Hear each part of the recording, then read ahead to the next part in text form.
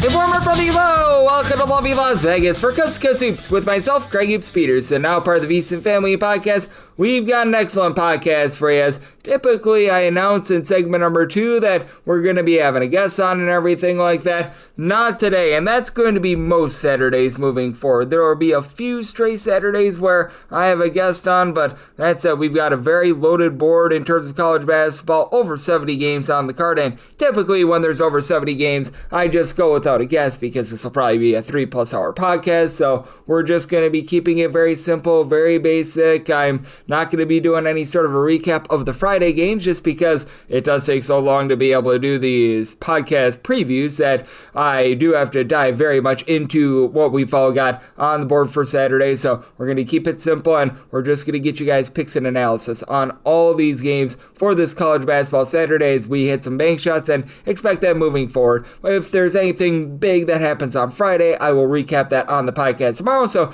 have no fear, those are not games that are not being watched or neglected or anything like that. We just want to be able to get to the meat and potatoes, get you guys a whole bunch of winners on this card. And if you ever do have a question, comment, segment idea, what have you for this podcast, you do have one of two ways we all fire those in. First one is my Twitter/X timeline at gunit_81. Keep in mind, letters CM, naming does not matter, so as per usual, please do send these into the timeline. And the other way is find an Apple Podcast review. If you rate this podcast 5 stars, it is very much appreciated. From there, you're able to fire in whatever you'd like to hear on this podcast via that 5-star review. While I did not get in any Twitter/X questions today, everything is powered by Better, BETR. They're making it easier for you to be able to get into the game than ever before for daily fantasy. All you need to do is take a look at a player that you like, say whether or not they're going to be going over or under that specific stat, and you're all good to go. And you're all good to go with this promo code of VSINPOD, VSINPOD. That gets you $10 free when you go to better.app, that is BETR.app. You just type in VSINPOD, you get $10 free, and you're all good to go. And we are all good to go. We've got a ton of college basketball breakdown. Let's get into it now. Picks and analysis on all these games as we hit some bank shots. Most financial establishments close at a certain time, but not here. It is time for a side and total on every game on today's betting board bank shots.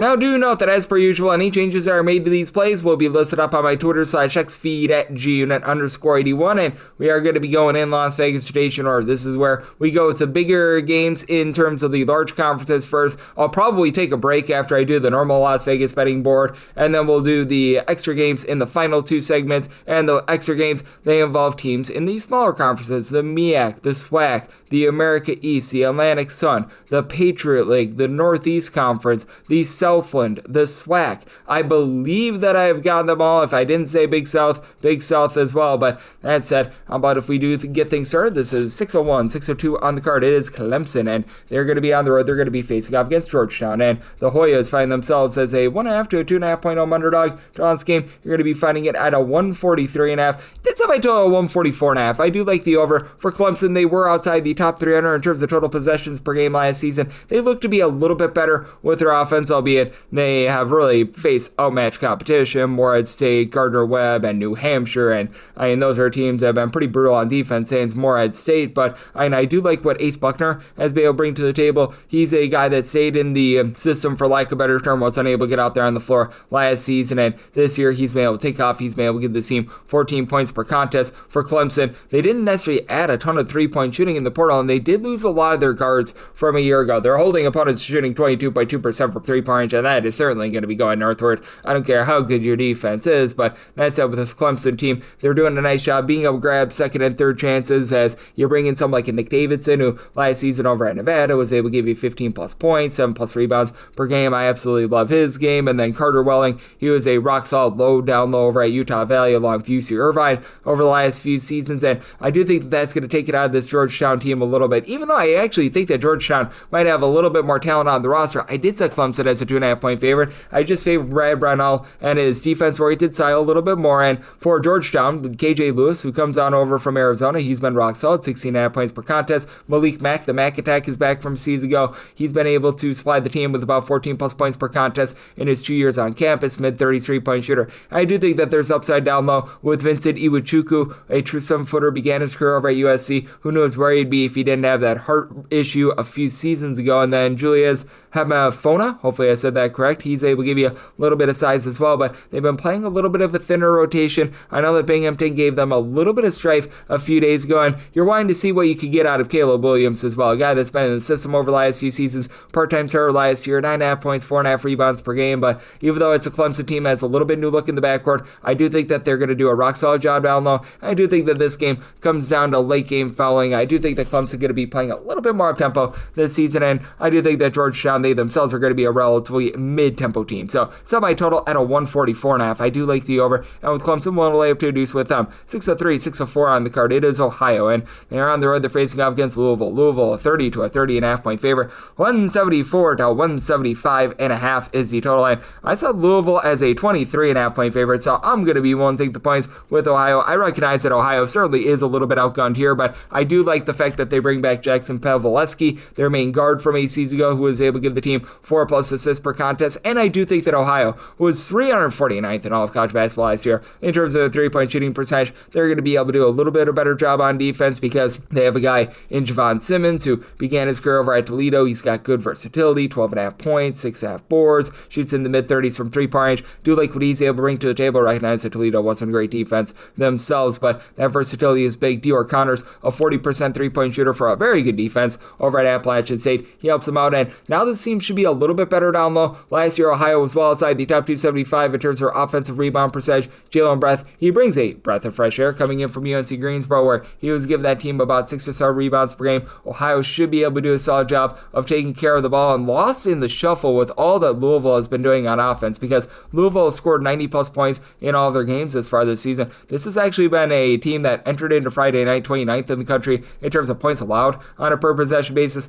Mikael Brown Jr. as a freshman has really been able to step up. He has been able to give this team 15+ points per contest. You love that, actually north of 18 points per game. And then Ryan Conwell has been around the block last year. He was a nice scorer over at Xavier. He's come in. He's been able to give this team 18 points. And you do have a lot of good 3-point shooting. So Ohio does need to buckle down with that 3-point shooting defense. I think that they showed that against Illinois State. That was a game where they held Illinois State to only 68 points. Now they are going to have to deal with what you get down low from Louisville as well. Javon Hadley gave the team 6+ rebounds per game. He's back. And then you've got Kashawn Pryor and Ali Khalifa, 2 guys that really couldn't get out there on the floor last year due to injury. Those are guys that add a little bit of size as well. So this is a very complete Louisville team. They're going to be able to get the job done, and they're going to be able to get the job done handily. But this is an Ohio team that I think is going to be rock solid out there in the MAC. Feel like Ohio is getting dogged just a little bit too much here. I set my line at a 23.5, so I'm going to be willing to take those points with Ohio. I do think that Ohio is going to be able to do a rock solid job in terms of being able to guard the arc as well. I think that they're a little bit better this year than they were in the past, so I set my total at a 165.5. I'm also going to be in on this total under as well. 605, 606 on the betting board. It is Detroit, and Detroit is on the road against Toledo. Toledo is a double-figure favorite here. Actually, they're down to a single-digit favorite of 9.5 points, so very close to a double-figure favorite. Total on this game, you're going to be getting it at a 161.5, and I did make Toledo a double-figure favorite. I set them as a 14.5 point favorite. I'm going to be willing to lay the number. Now, for Coach Montgomery over at Detroit, I felt like he did a solid job in year number 1, but he loses so much of that backcourt from a season ago. Orlando Lovejoy had to be Mr. Do-It-All last year, 15+ points, 5+ rebounds. He was doing it all, and he's only been able to give the team this far about 8.5 points. He has been a nice facilitator. He's been able to give out 4.5 assists per game, so there's that aspect of things, but it's actually been TJ Nadeau who's been able to step up. He's a holdover from last year, where last year he was giving the team 9 points per contest, mid-30s 3-point shooter, a pretty solid guard. He's been able to put in there 15 points per game thus far this season, so he's done a nice job of being able to step up for the team, but you still do have to have quite a few question marks with what you're going to be able to get overall out of this Detroit team. You don't have a lot of size. Kashawn Fisher at 6'7" is one of their main rotation guys in terms of being able to provide that down low, and I recognize that Toledo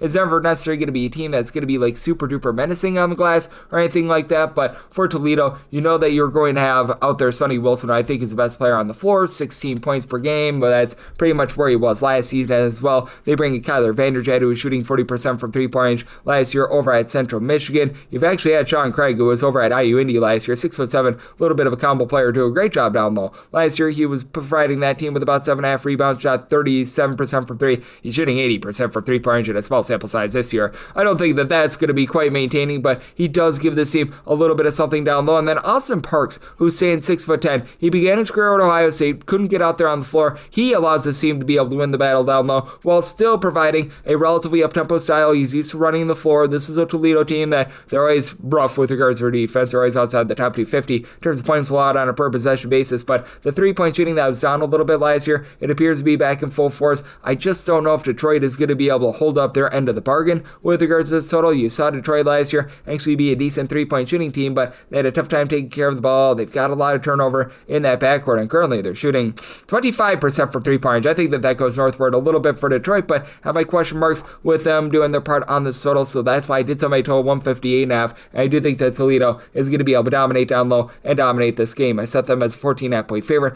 I like laying it here with Toledo, and I'm going to be in on this total under as well. 607, 608 on the betting board. Stony Brook is on the road against Yale. Yale's an 18.5 point favorite. Total on this game, it is 150.5. I say Yale is a 21.5 point favorite. I'm going to be willing to lay the number. What Yale has done thus far this season is no joke. You go on the road, you dump truck Quinnipiac, which I know that some of you might not be thinking the world of Quinnipiac, but they blew that team out by 35 plus points, and they have a chance to be able to win the Metro Atlantic this season. First game of the year against Navy in like some sort of a Veterans Classic. They win that game by 29. Navy, I believe, might be able to win the Patriot League. Like, this team is just absolutely plowing teams. You've got Isaac Salazar back after he had himself a pretty solid season last year. He was supplying the team with 7 points, 5 rebounds per game, and then you get more of a versatile big man in Nick Townsend, 6'7", do-it-all player, career 42% three-point shooter. He has had 35 points in the first 2 games of the season. I love his game. And all of a sudden, Riley Fox has come from out of nowhere after he was just a bit of a reserve last year. He's a career 49% three-point shooter at 6'6". He has supplied the team with 37 points. You've got everything working for this team. They don't turn the ball over. They're great on offense, and last year they took a little bit of step back on defense, but it appears as though they're back in full force on that as well. And Stony Brook was one of the most miserable teams in all of college basketball last year. I think that they're a little bit better here under Gino Ford. They've gotten off to a 3-0 start, but also keep in mind that those wins came against Maine, and then they played against 2 non-Division I teams. So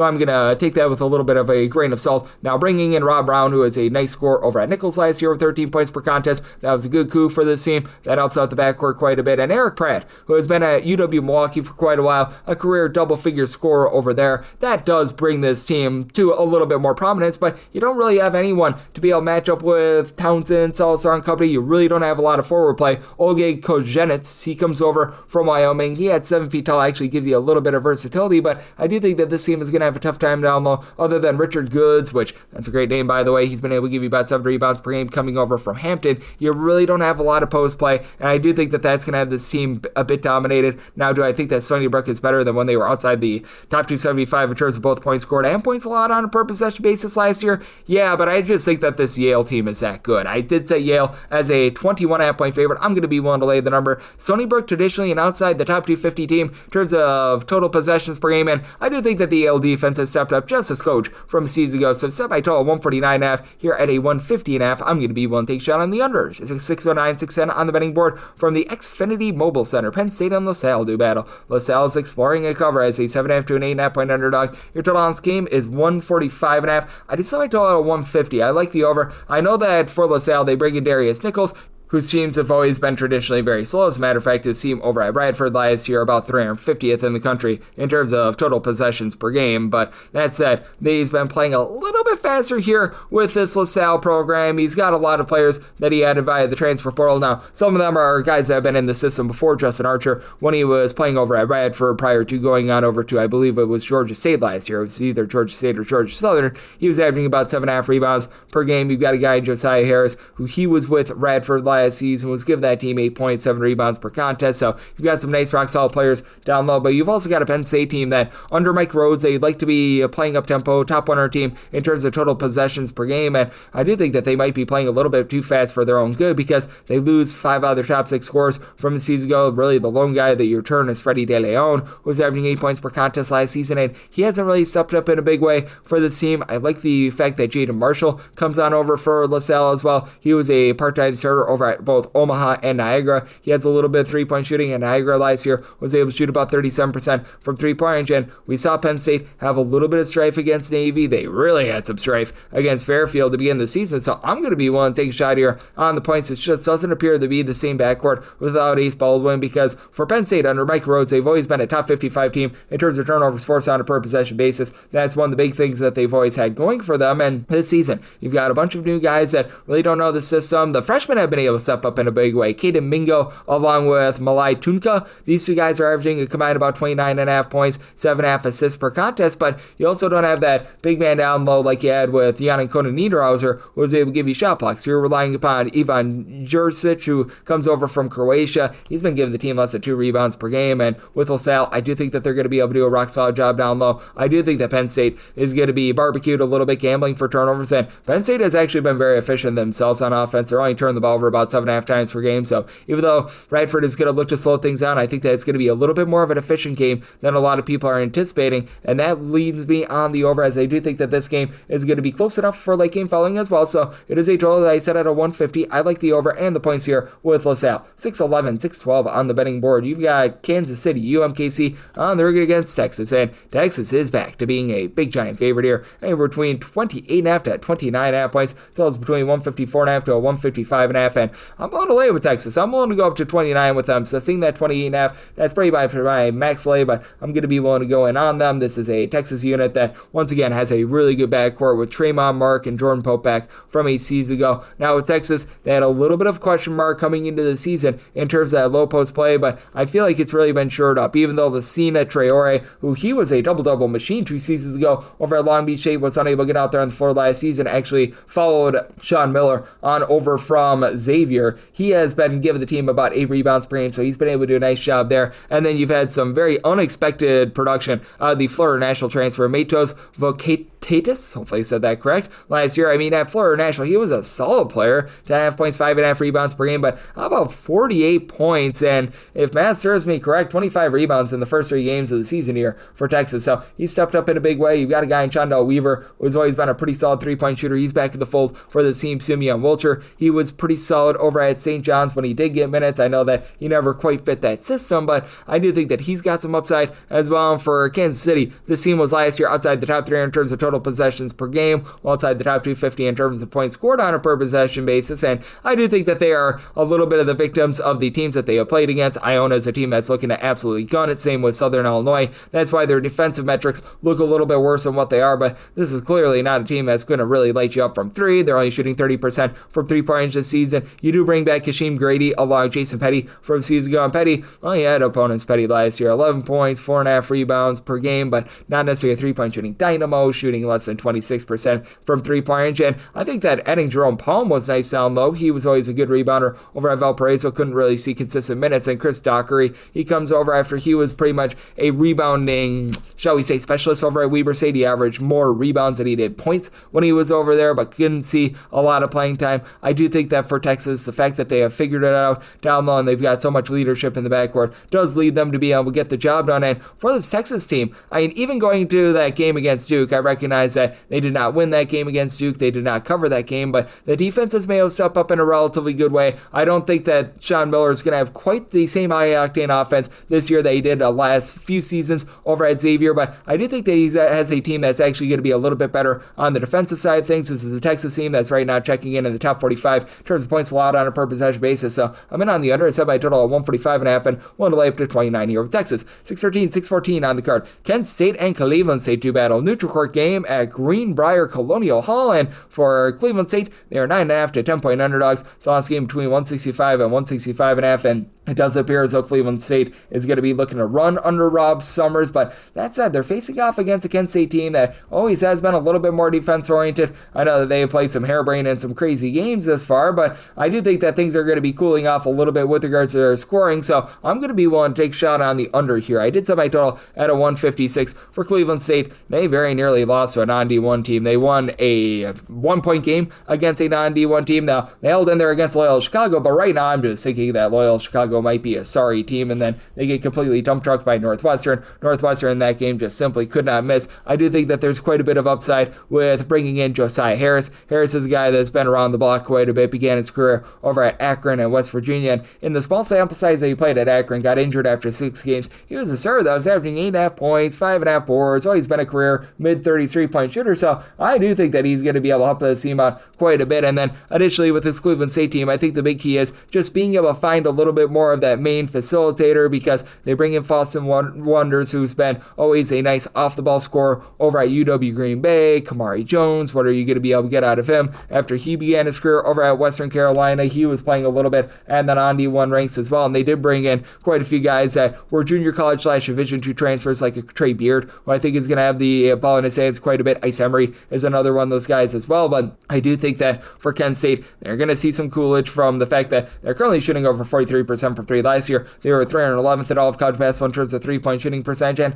I think that they're a little bit better than they were last season. Like Morgan Safford, he has been tremendous for the team, being able to supply over 21 points per contest, guy that last season was limited to 8 games due to injury, and when he was out there on the floor, he was averaging 10.5 points per contest, and he's always been a career relatively solid 3-point shooter at about 34%. I don't think he's quite as good as the 51% that he's shooting right now. Sion Medley has always been a little bit more of a pass-first guy, even going back to his time when I believe that he began his career over at St. Louis. He's been able to give the team 4.5 assists per contest, and Kent State is always a good team in terms of generating turnovers, and this is a Cleveland State team that has been turning the ball over 16 times per contest, so I think that you get a little bit of sloppiness. I think that Kent State tightens up the screws from the fact that they're allowing opponents to shoot over 41% from 3, but I think that they themselves see that 3-point shooting regression, and that allows Cleveland State to be able to hold in there. I do think that Kent State going to be able to win that battle down low with DeRocco Gillespie, right now averaging 12 plus rebounds per game, and you even go back to what he did in MAC play last season. He was averaging 9 plus rebounds per game then as well. So I did set a line here of 6. I'm going to be willing to take those points with Cleveland State, and I'm in on the under. 6:15, 6:16 on the card. It is Marquette, and they are going to be playing us Maryland. Maryland is a 4.5 to a 6.5 point underdog. 148.5 to 149.5 is your total, and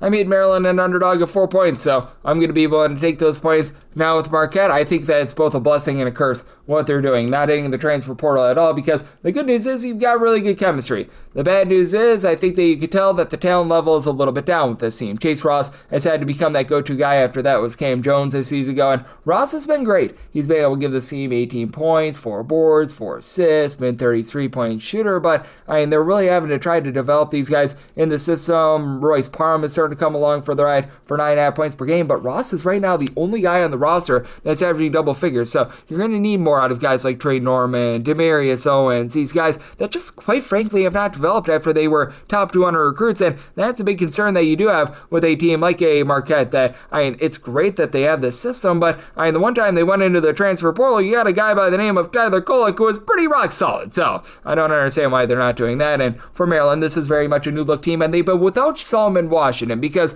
Buzz Williams takes over the program in the offseason. He brings with him a few guys from Texas A&M. Pharrell Payne has been the top scorer thus far, 20 points, 8 rebounds. I don't know if he quite continues that, but he's one of those main guys that comes on over from Texas A&M. But they did a nice job bringing in versatility. A guy in Elijah Saunders, he was a part of that San Diego State team that made the national title game a few seasons ago. He last year over at Virginia was rock solid with about 10.5 points per contest from 3-point range. He was able to shoot 35% from 3. And David Kewick, a few years ago when he was playing at Northern Illinois, he was a 20-point per game scorer, but there's a lot of buy-in, it feels like, to this system of just being able to play tough, tenacious defense. Right now for Maryland, they're only allowing teams to be able to score about 65 points per contest. Now for Maryland, they've been only shooting about 28.5% from 3-point range, and the turnovers have been rough for them. 14 turnovers per game. They face a Marquette team that their big hallmark under Shaka Smart has been their turnovers. They've always been a top 40 team under him in terms of turnovers forced on a per possession basis, but Maryland's forcing over 17 turnovers per game. So I do think that this has a propensity to be a little bit of a sloppier game.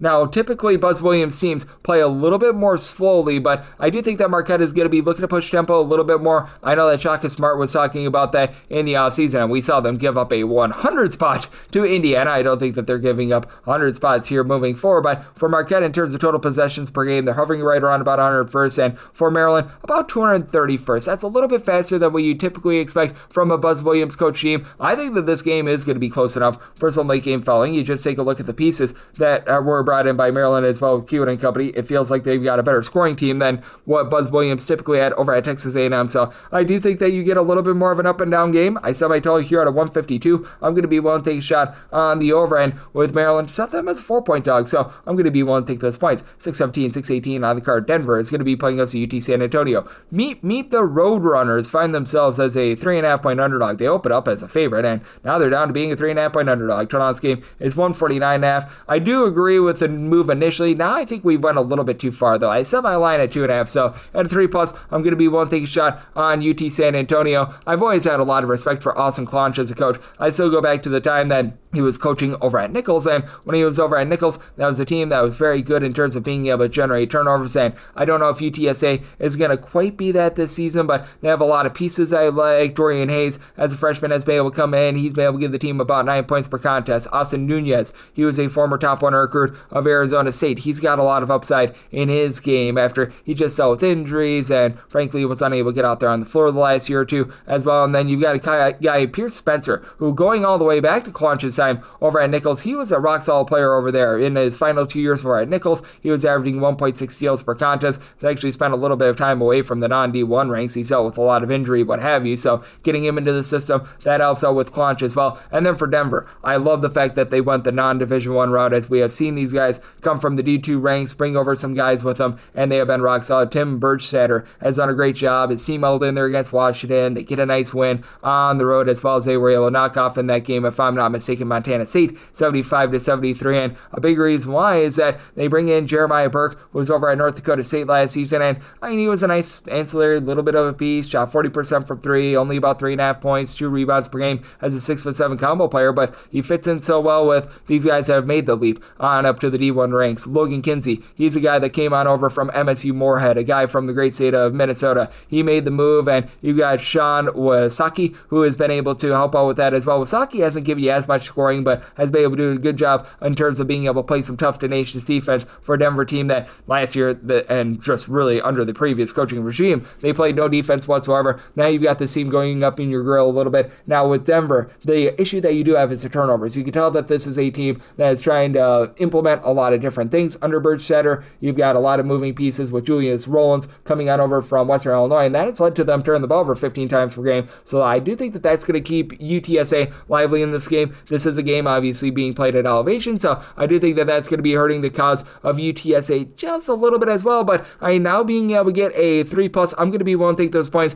With UTSA last year, they were a top 125 team in terms of total possessions per game. They were a team that was well outside the top 150 in terms of points allowed on a per possession basis. Does seem as though this is a Denver team that has a propensity to run as well, going all the way back to Burchstatter's time when he was over at MSU Moorhead as well. So I did set a total a little bit north of a 150. I settled in on a 154.5. I do like the over, and I'm going to be willing to take a shot on the 3+ here with UTSA. 619, 620 on the card. It is Miami of Ohio. They're on the road against Air Force. Air Force is a home underdog of 9.5 to 10 points. It's on this game between 143.5 to a 144, and I agree with this line. I set my line at a 10, so at a 9.5 or less, I'm willing to lay with Miami of Ohio. Air Force, year in and year out, outside the top 300 in terms of rebound percentage. Air Force typically a relatively solid three-point shooting team, but they have absolutely nothing down low. Like, they actually find a way to be able to land a 7-footer and Wesley Chalkowski, and last year as a starter, he averaged 2 rebounds per game. Yay, verily to the fact that he's up to about 4.3 rebounds per game this season, but man,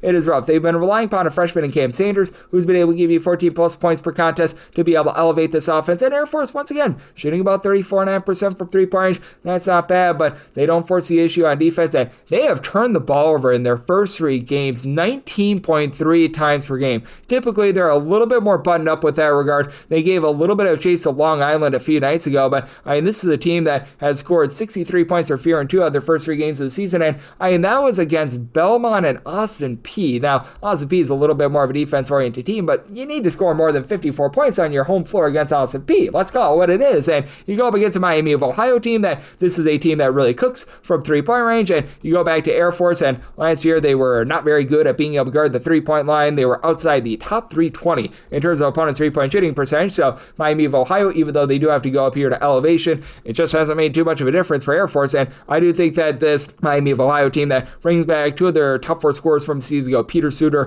who last year was able to supply the team with about 13.5 points per contest, mid-30s 3-point shooter with 5 boards, 4 assists per contest, a little bit more of the do-it-all guy, and Brant Byers, who was a little bit more of a sixth man that shot over 40% from 3. They should absolutely be able to win in terms of that. And then they bring in Elmar Atlison, who was over at Bradley last season, a nice versatile piece for the squad, who last year he was putting there about 5.5 points, shot 38% from 3-point range while standing 6'8". It's an Air Force team that, in terms of the same age of NIL and the transfer portal, they've fallen behind, and I do think that Ohio lays it on them here, and I just don't know if Air Force does their part with this total. They're back outside the top 3 in terms of total possessions per game, and I think that Miami of Ohio gets the job done in this circumstance. Did semi-total here at a 140. We've seen this opener of 146 go down to a 144.5. I do agree with that and still do like the under, and I'm going to be willing to lay up to 9.5 here with Miami of Ohio. 621, 622 on the card. It is Marshall. They're on the road against Virginia. Virginia is a 19.5 to a 21-point favorite, and your total, that is between 153.5 to a 154.5. And I'm going to be willing to take the points with Marshall. With Marshall, I did set them as an underdog here of 14.5 points. With Virginia, the defense has been very rock solid to begin the season, but you're also facing off against, let's call it what it is, outgun competition. Riders, one of your lesser offenses in all of college basketball. NC Central, Longhampton, these are teams that aren't necessarily ones to write home about, so even though they're giving up 56 points per game, I do think that that's going to be going northward a little bit. Now, I did set a total of a 150.5, as I do think that bookmakers are maybe over-evaluating how fast they think that Virginia is going to be playing this year. You go back to what Wright Odom did last season over at VCU, that team was hovering right around like 250th in terms of total possessions per game, and that was a top 15 defense in terms of points allowed on a per possession basis. I know that Ryan Odom has had some solid offensive teams, but it's never like his teams have ever gunned it or anything like that. And you got Oganya Onyesu, who last year he was just really not able to find his footing over at Kansas State. You go back to what he was able to do 2 seasons ago over at Kentucky. He was averaging 2.8 blocks per game. Not necessarily an offense-oriented guy, but a guy that's able to do a nice job clogging things up down low. And I think that that's actually what keeps Marshall in this game, because you've got Matthew Van Komen,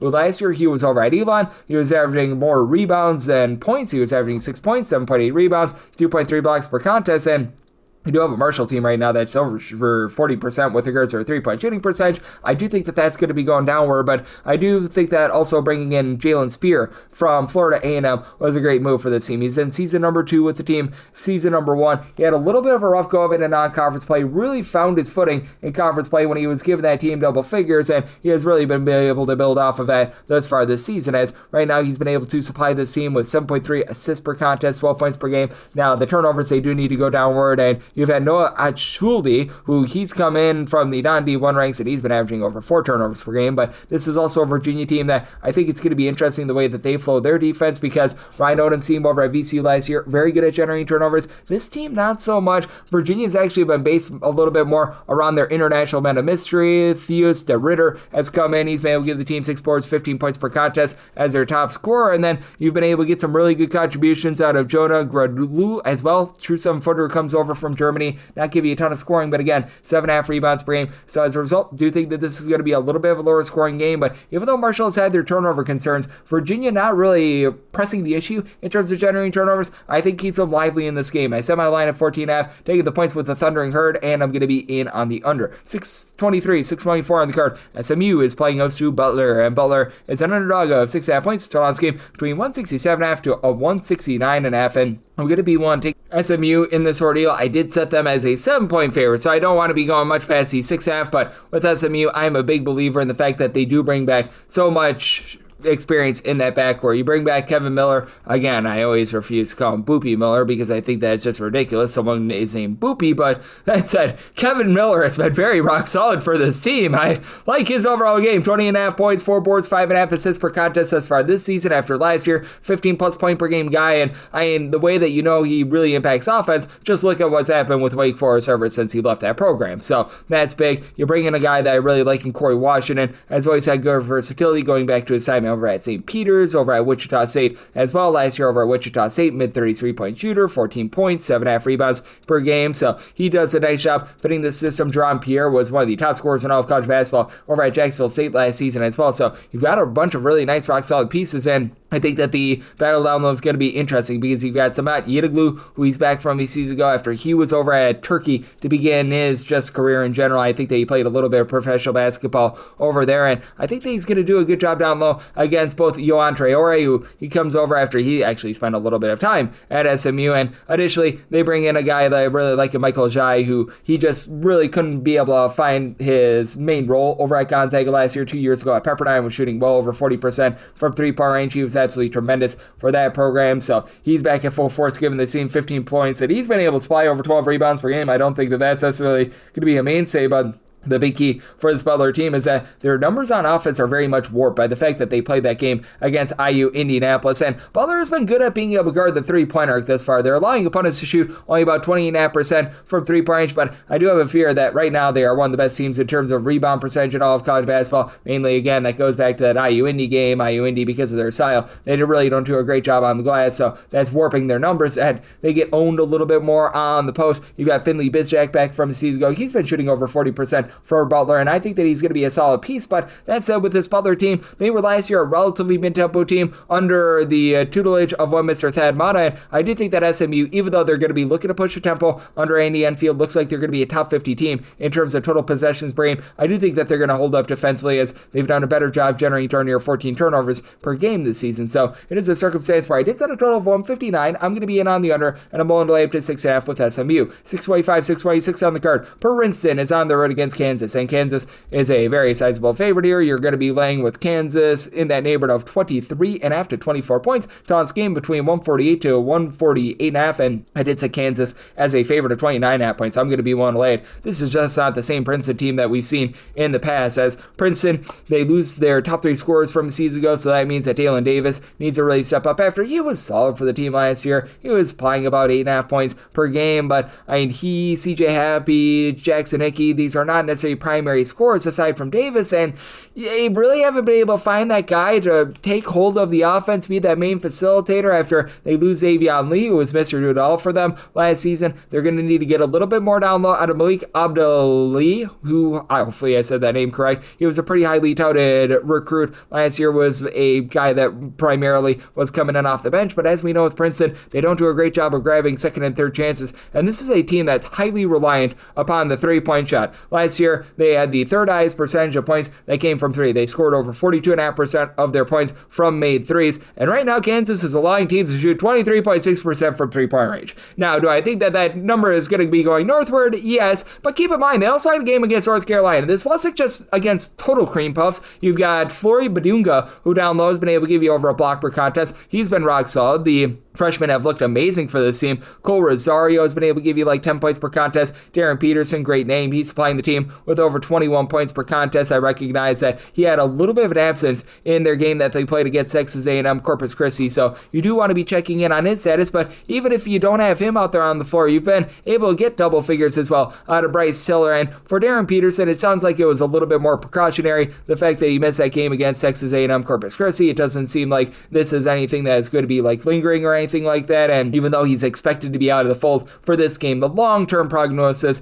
is not going to be too bad for him, and that's part of the reason why you have seen this number come down a little bit, as Kansas was more around about a 24.5 point favorite on the open, but I'm not too concerned with Peterson being out of the fold in this game. I do still think that Kansas has more than enough firepower with bringing in someone like a Jaden Dawson, who is a rock-solid guard over at Loyola Chicago over the last few seasons. We've seen what they've done without him as well, and I just don't think that this is a Princeton team that's able to hold up, especially with the way that Kansas is doing a very good job of guarding the three-point line. So this is a line that I set at 29.5, even with Peterson being out of the fold for this one. I'm going to be willing to lay with Kansas and set a total of a 149.5. So here at the 148.5, I do like the over. 627, 628 on the card. It is Temple. We give our ode to Lane Kiffin. Go Owls, says they're going to be playing us at Boston College. Boston College, an underdog of 3 to 3.5 points. 144.5 to 145.5 is the total, and set a line of 2.5. So here at a 3+, I'm going to be willing to take the points with Boston College. This is actually a game, by the way, that opened up at a 2. So in that case, I would have been willing to lay it with Temple, but we've just gone to a little bit of a point of no return. I do think that Donald Hand is going to do a nice job in terms of being able to keep this team lively, as he last year for Boston College was Mr. Do-It-All, 14 plus points, 5 plus rebounds per game, and he's doing the exact same thing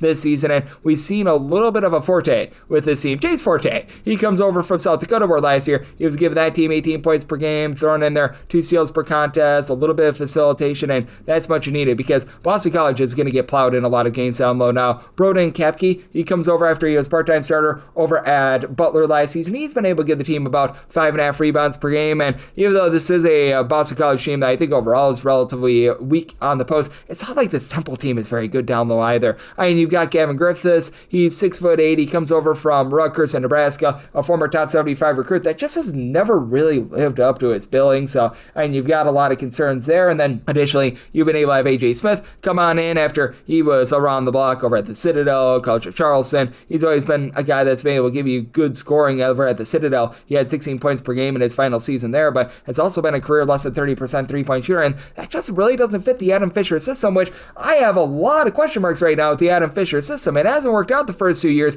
here at Temple. Now, they've had 2 nice wins to be able to begin the season. They completely blew out LaSalle. They took down Delaware State, but I mean, those are games that I don't necessarily make a ton out of. You've got Jordan Mason, who comes over from Texas State. He's able to help the team out a little bit, but I mean, this team feels like they're going to need to run a lot through Mason, a guy that last season, he over at Texas State was only give the team about 3.5 assists per contest, mid to low 30s three-point shooter, but I mean, I do think that Boston College finds a way to be able to hold in there. I think that the versatility of Donald Hand is going to take it out of them a little bit, and Temple, even though they're a team that they really rely upon their offense and their three-point shooting, and right now they're shooting over 44% from 3, they're not really an up-tempo team, and I do think that for Boston College, they do find a way to be able to hold in there, and what I think is going to be a game that doesn't involve a lot of possessions, but involves a lot of efficiency. I set my total at a 147.5. I do like the over, and I'm going to be willing to take anything of 3+ here with Boston College. 629, 630 on the card. It is St. Thomas there on the road facing off against Southeast Missouri State. SEMO is a 2.5 to a 3-point home underdog, and Charles game, it is 152.5 to a 153.5, and with St. Thomas, South Thomas is a 2.5 point favorite, so once we get to 3,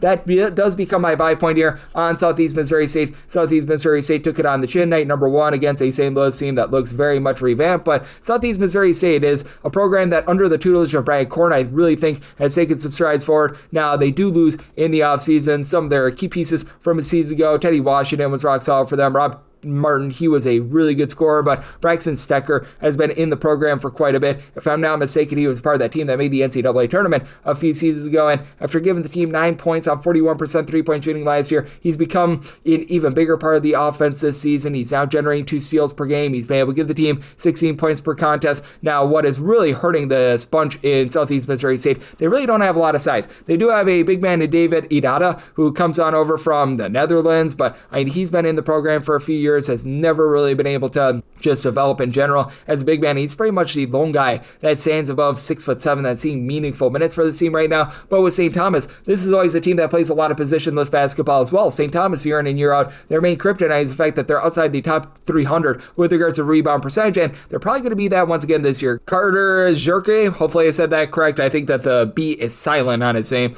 He's really the lone guy above 6'7" that sees meaningful minutes for this team, and he's only playing in there about 3.5 rebounds per game. You don't have a single guy in this roster that's giving you more than 4.5 rebounds per game. They did lose. St. Thomas did their top 2 scorers from the season ago, but Nolan Salle has been very solid, stepping up after last year as a freshman. He gave the team 11 points, a block, a steal per contest, shot in the low to mid 30s from 3-point. His 3-point shot has not really come along for the ride, but he's been able to supply the team with 21 points per game. He's looked very rock solid there. You're bringing Austin Hero. Yes, that is of relation to Tyler Hero. He's from the great state of Wisconsin, much like Mr. Tyler. He's been able to give the team a little bit of depth with regards to the backcourt, but Ben Oosterbaum, who I thought was pretty solid for the team last year, about 5 points, shot 46% from 3, thought that he would take a little bit more of a big stride forward as well. And for Southeast Missouri State, last year they were a top 40 team in terms of opponents' three-point shooting percentage. They do a really good job in terms of being able to guard the arc, and St. Thomas, they are very much based around their three-point shooting, so I actually think that this is a pretty solid matchup for Southeast Missouri State. We've seen St. Thomas play a little bit more up-tempo, and they always value the ball. Meanwhile, you've got a Southeast Missouri State team that, to their credit, they've been averaging 18 turnovers per game. Even in that game against St. Louis where they lost, they generated turnovers there. So it's an interesting circumstance. I set my total 152.5. Right now I'm seeing 153.5. I like the under and 3+. Going to be willing to take those points with SEMO. 631, 632 on the betting board. This is from the Xfinity Mobile Center. This is Syracuse and Drexel. And Dragons of Drexel are a 14.5 point underdog. Thoughts game, it is 147.5. And I did set a total of a 139. I do like the under.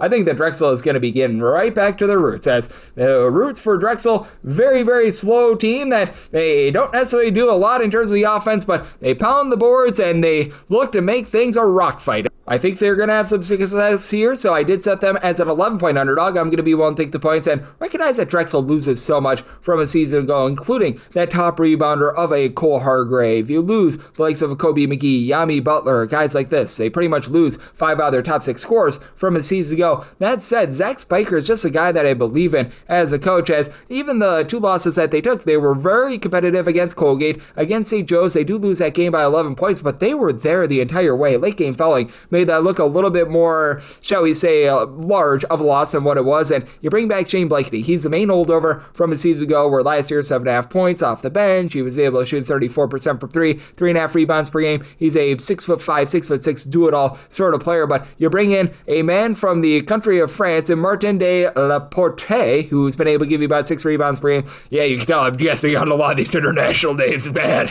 they really have not done me a lot of favors this year with regards to the international men of mystery. But that said, Kevon Vanderhorst, he's a guy that has been able to do a nice job in the backcourt after he was a little bit more of an ancillary piece last season, and he's been able to give the team a little bit of help in terms of facilitation with about 3.5 assists per game. And it's a team that, once again, is just absolutely plowing on the offensive glass. As a matter of fact, in their 3 games this season, I recognize that they played against a non-D1 team in Widener that made things a little bit more demonstrative. They've grabbed 29 more offensive rebounds than their opponents, and they face off against a Syracuse team that I think is revamped from a season ago. Last year, it was just not great for Syracuse, and now you've got J.J. Starlin playing off the ball, but for J.J. Starlin, he's going to be playing well off the ball because he's dealing with an injury and he's not going to be available, probably for the foreseeable future. So that means that you're going to be featuring a lot of Kion Anthony as a true freshman, which, yes, that is of relation to Carmelo Anthony, and obviously he's got great roots. He had a nice game against Delaware St. That was against Delaware St, and we now need to see it against a little bit of better competition. Love the fact that they've got Donnie Freeman back to the fold, a former very, very highly touted recruit that when he was out there on the floor last year for the 14 games that he played, he was averaging 14 points, shooting in the mid-30s from 3-point range. He was able to throw in there about 8 or so rebounds per game as well. So, I mean, he's a relatively solid piece as well. And you bring in Nathan George, who he was last year over at Georgia Tech, doling out about 4.5 to 5 assists per game. That helps his team out big time. And Syracuse, when they did have things going right under Coach Autry 2 seasons ago, they were generating turnovers.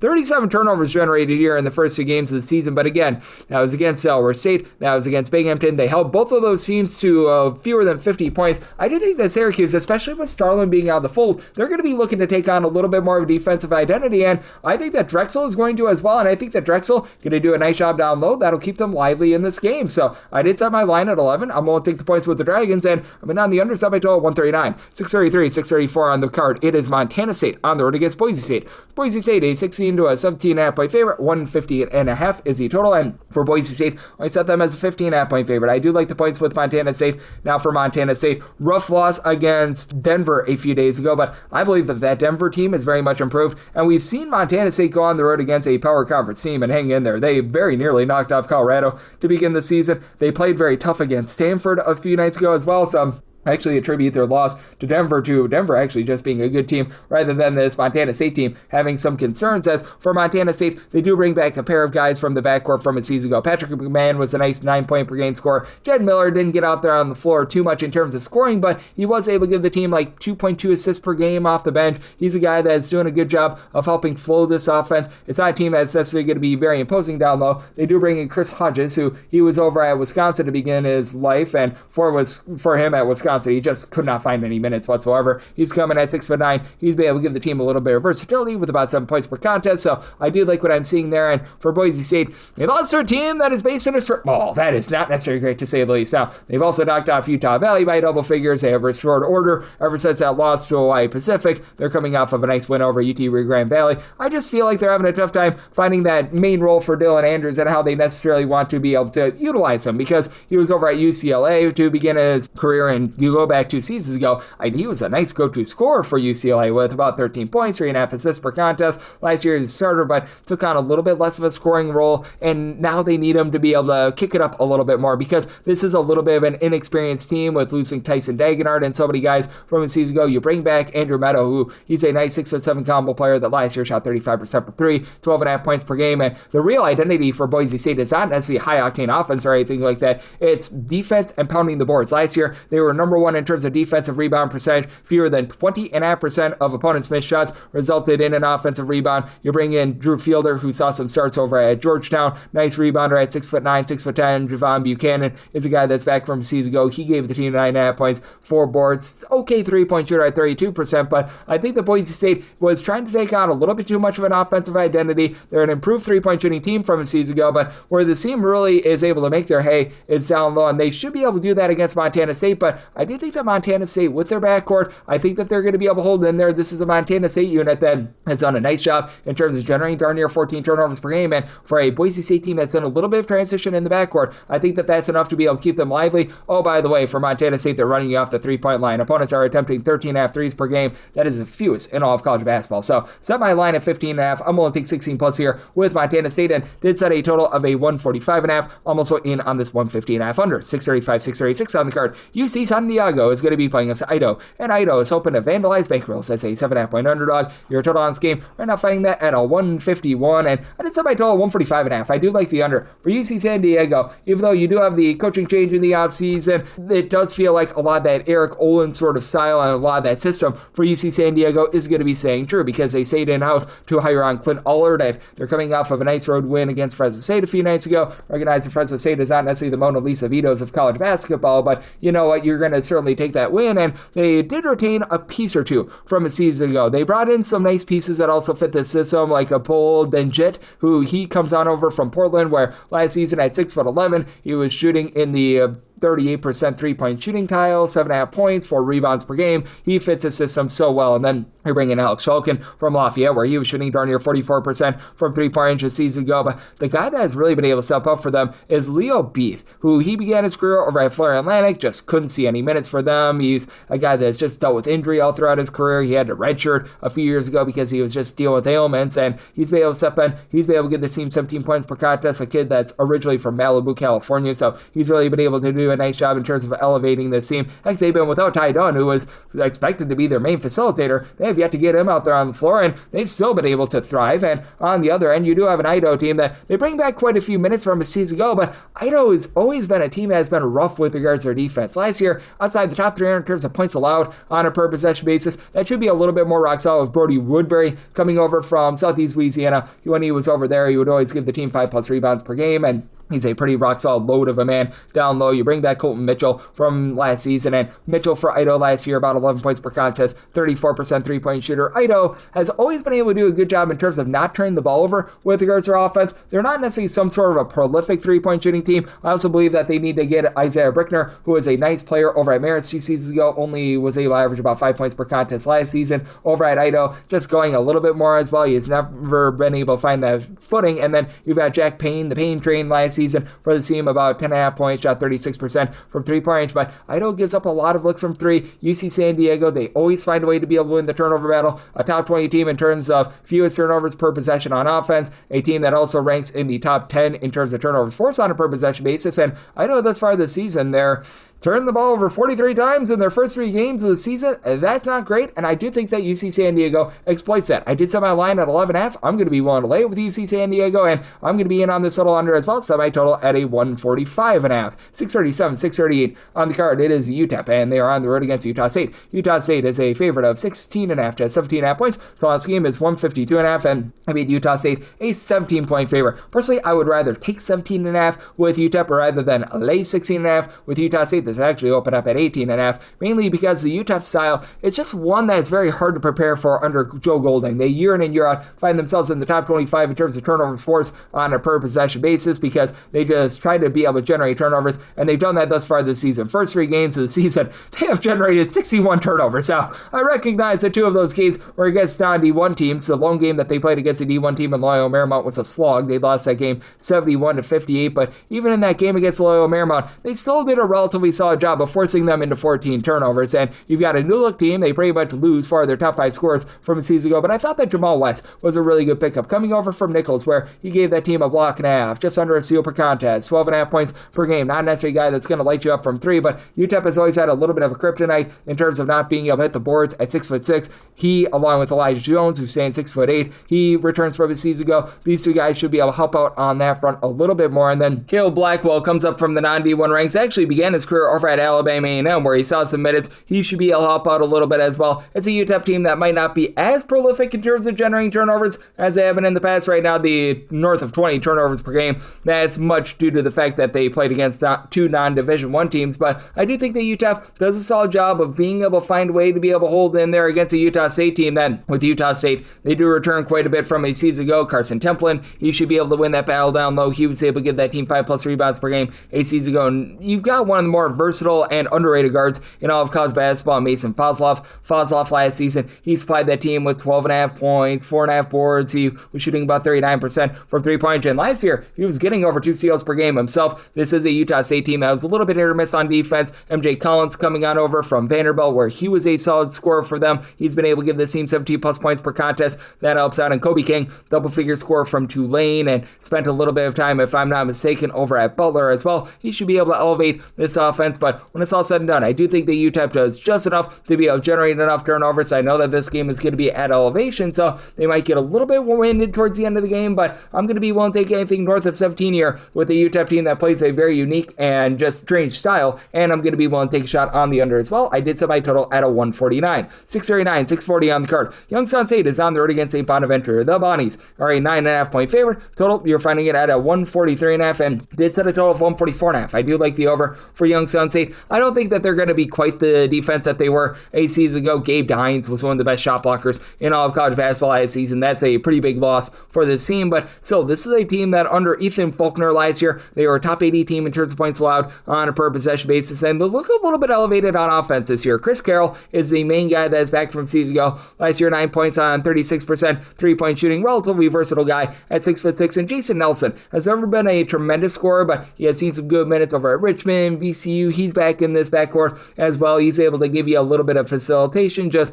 be able to keep things online, generate a turnover or two, and then you've got Bryson Dawkins, who he last season was one of the top scorers over at Eastern Christian, about 15 points per contest, 5 boards. I do like his overall game, so I do think that they hold in there against the St. Bonaventure team that, once again, as per usual, they've got a pretty solid starting 5, but Dr. Schmidt just does not dive into his bench. I don't understand why, but it's as if there's like some sort of a text, as if he goes to his bench. It's like, hey, you've got some guys here like an Amari Marshall who's been around the block. He's a nice go-to scorer. You've got guys that you're able to rely upon to give someone like a Frank Mitchell, who was a double-double machine 2 seasons ago at Canisius, a little bit of a blow. You got Deshaunte Bowen back after he was dealing with injury last season in the 10 games that he played for St. Bonaventure last year. 11 points per contest. He was doing a nice job going out with 4 assists, 2 steals per game. He isn't quite full back at full force. He's only been averaging about 5 points per game, but you should be able to find his sea legs in the Daryl Simmons. He's been able to give you 20 points per game. Comes on over from Gardner Webb, where he's been very rock solid for the team. And St. Bonaventure, they're always a team that's outside the top 275 in terms of total possessions per game. Right now, they have been very efficient with that offense. 77 points per game. They're not a team that's generating a lot of turnovers right now, but they're just really owning the boards. They've been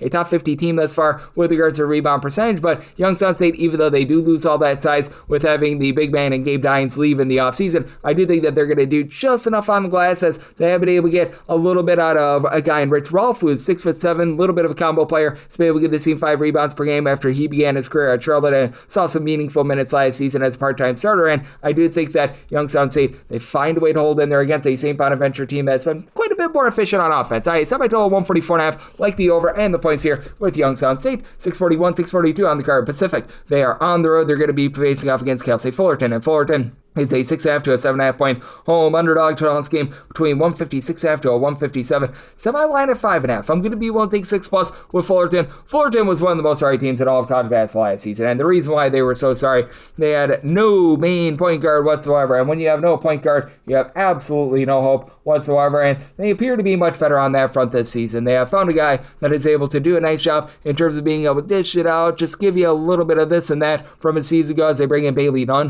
who is over at Sacramento State, and he was giving the team 3 assists per contest, and That works well with bringing in Jefferson De La Cruz Benegro, who spent some time at Western Michigan. Along Valparaiso has always been a nice 8 or so point per game scorer. You've got a guy in Josh Ward who comes up from the non-D1 ranks, and he's made an immediate impact for the team. 10 points per contest, just 6'1", but he's able to pull in there about 7 rebounds per game as well. And then they bring back one of their main holdovers in 6'10", Kendrick De Luna, who's been able to really elevate the team a little bit down low as well. And then on the Pacific side of things, Dave Smart seems to have this thing rolling once again, as he was actually coming in from the country of Canada, where he was coaching 2 seasons ago, brought with him Elias Rolfe, who has become the top scorer for the team each of the last 2 seasons. But one thing with Rolfe at 6'6", 6'7", really doesn't give you versatility to shoot it from 3, so they bring in the likes of a TJ Wainwright, who he was over at Long Beach State last season, supplying that team with 13.5 points, 40% three-point shooter, and then Alexis Marmayoles, he was over at Lamar last season, 12-plus points, 5-plus boards, a block, a steal per contest, just does a little bit of everything. And Jaden Clayton, while he wasn't a great scorer over at Maine, would always generate a steal, he would give you 4 assists per game. I like these guys, but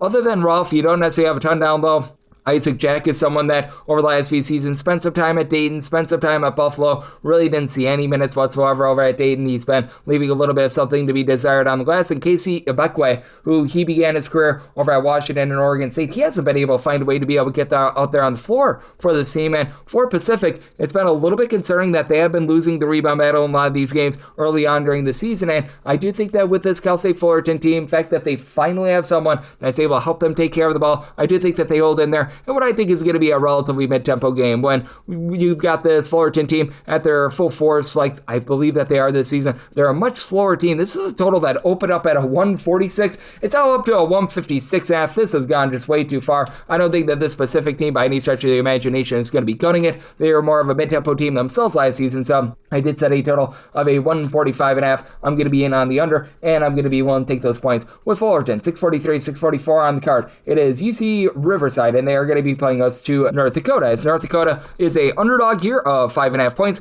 So on this game, it is 148.5. I said UC Riverside is a 13-point favorite. I'm going to be willing to lay the number with Gus Arginal. He comes on up after he was coaching at Cal State Bernardino last season, and I do believe that he is going to do a really good job at the Division I level. His team at the non-Division I level last season was just so good in terms of being able to generate turnovers. That was a team that was generating in the neighborhood about 16 turnovers per contest, and he's brought with him a few guys from the non-Division I ranks, and he's done a good job of being able to mix and match that with a few guys that have some great Division I experience. You bring in Markel Worthy, and he has been a very worthy contributor for the team last year over at UMass, priority reserve. That gave that team about 6 points, 2 assists per contest, and he's become really that main facilitator with about 15 points, 3.5 assists per game. Now, this is not a team that's generating as many turnovers as they did a season ago under Arginal when he was at the Division II ranks, but BJ Colley, who he was over at Montana State at 6'10", has been able to give this team a little bit of rough and tumble, and they go up against a North Dakota team that last year was outside the top 350 in terms of points allowed on a per possession basis.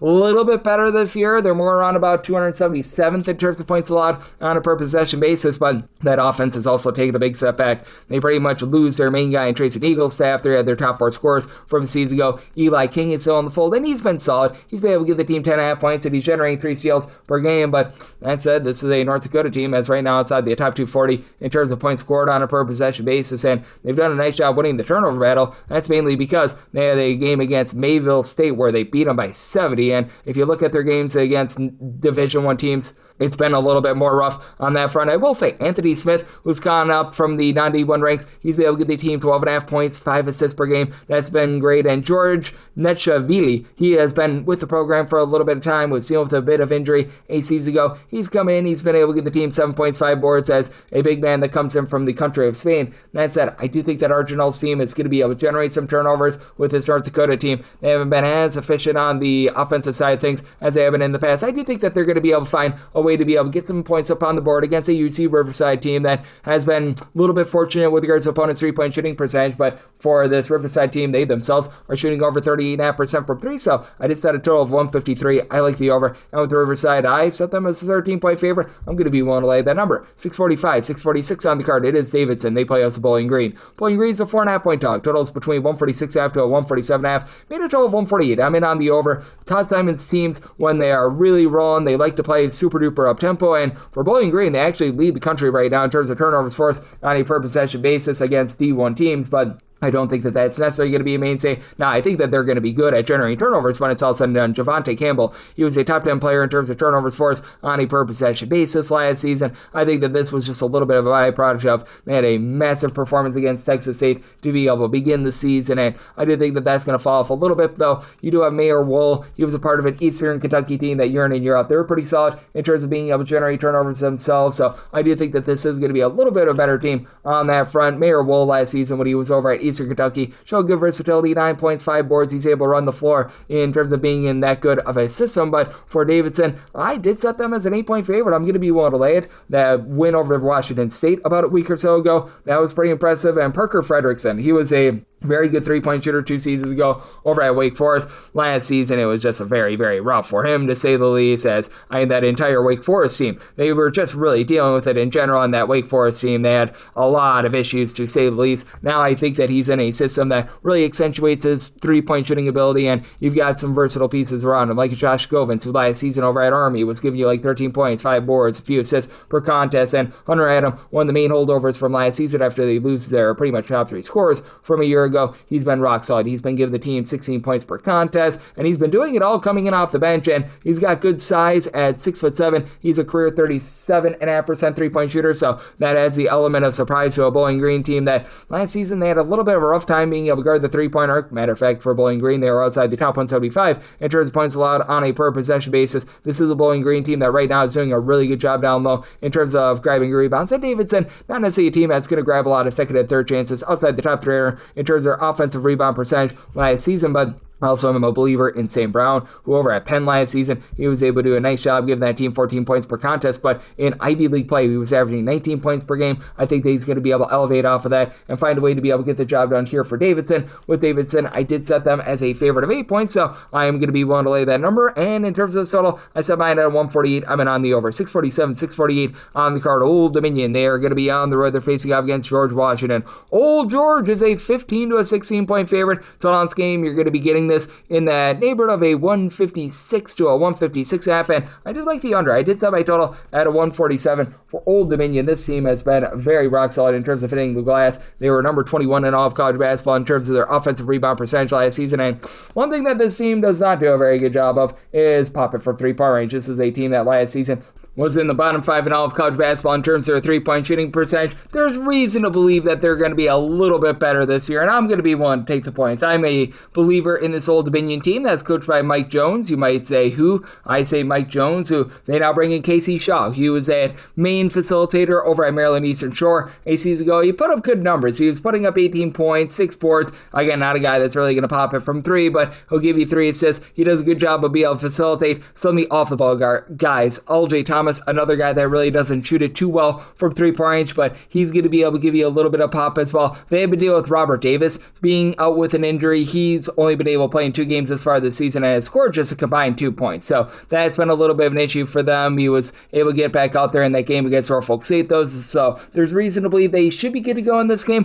Probably not going to be at 100%, though. He has not been 100% in the last 2 games that he's played, but I'm looking a little bit more at the post play to keep Old Dominion in this. Caleb Swinton-Roger, a true 7-footer who comes on over after he began his career over at Maryland. He's been able to give the team some good production with about 6 rebounds per game this season. Last year, about a block and a half per contest. With Thomas, who I was mentioning before when he was over at Austin Peay, he was giving that team some good rebounding, and I think that Drew McKenna has a little bit of upside as well. Began his career over at Georgetown. He's a 6'8", do-it-all sort of guy that he just didn't necessarily see a ton of minutes when he was over there, but I do think that he's going to be able to give you a bit of something for this team as well, and I'm very high on this George Washington team as well. I actually have them winning the Atlantic 10 this season, and I mean, it is big that they get back a guy that was out of sight, out of mind from a season ago, because Garrett Johnson, 2 years ago, he was one of their primary scorers, give you 6+ rebounds per game, was finally able to hit the floor in their most recent win. He was able to put in their 13 points, and you bring in a guy in Trey Dinkins, who he was a very rock-solid guard over at Duquesne, who's putting in their 13 points, shooting in the high 30s from 3, giving out 3 assists per contest. They're sort of like Noah's Ark. They've got 2 of every thing. Boo Boo Benjamin, he's a guy that's able to generate turnovers. He was one of the main guys over at Tarleton State last season, double-figure scorer, Tyrell Marshall. He was just a guy that made things happen, for lack of a better term, over at Western Kentucky. He was able to give that team 10.5 points, 6.5 boards, a steal, just under a block per contest. So,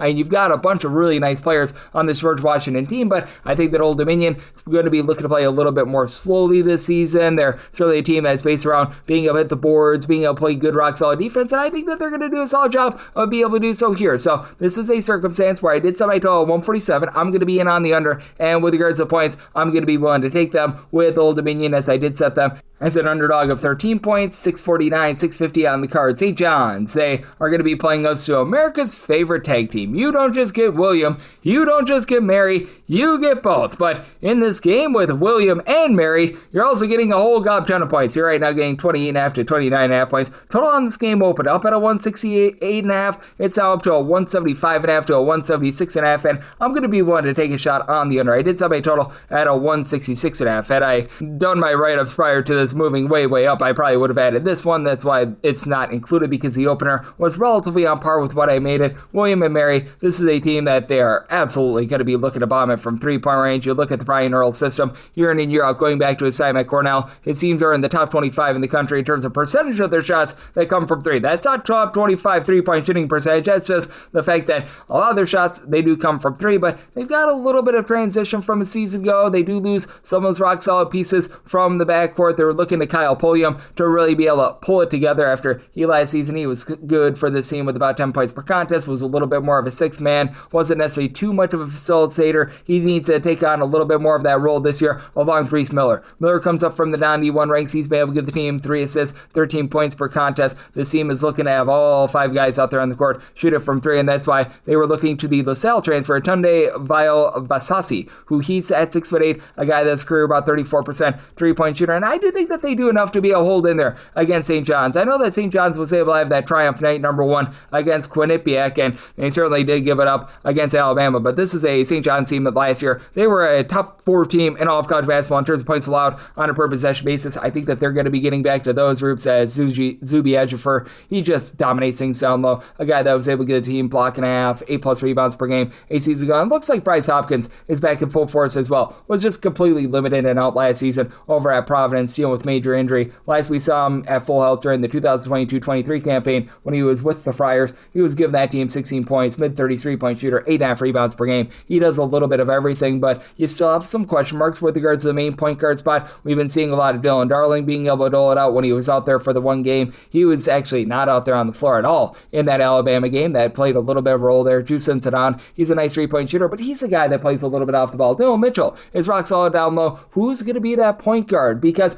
right now, in terms of leaders and assists, you've got Osiah Sellers, Zubi Ejiofor, and Bryce Hopkins. So it's a little bit of a mismatch there. And with William and Mary, this is not a team that's going to completely force the issue, generate a lot of turnovers, but with them playing a lot of positionless basketball, I actually think that that works to their advantage. And thus far this season, they have generated 49 turnovers in their first 3 games of the season, albeit against outmatched competition. But I think that that keeps William and Mary lively, and that leads to a lot of dead possessions in this game. So I did set my total at a 166.5. I do like the under, and I did make the line here 24.5. I'm going to take the points with our nation's favorite tag team. 651, 652 on the card. UT Arlington plays us to Missouri State. Missouri State is a mid-sized underdog here. You're going to be catching with them between 2.5 to 3 points, actually more of a small underdog. So on this game is 146.5. I made them a mid-sized underdog. I made Missouri State a 5-point dog. I'm going to be one take shot here on UT Arlington. Arlington over the last few seasons, because they've had many coaching regime changes ever since they let go of Scott Cross, which I still don't know why they fired Scott Cross. They've been having just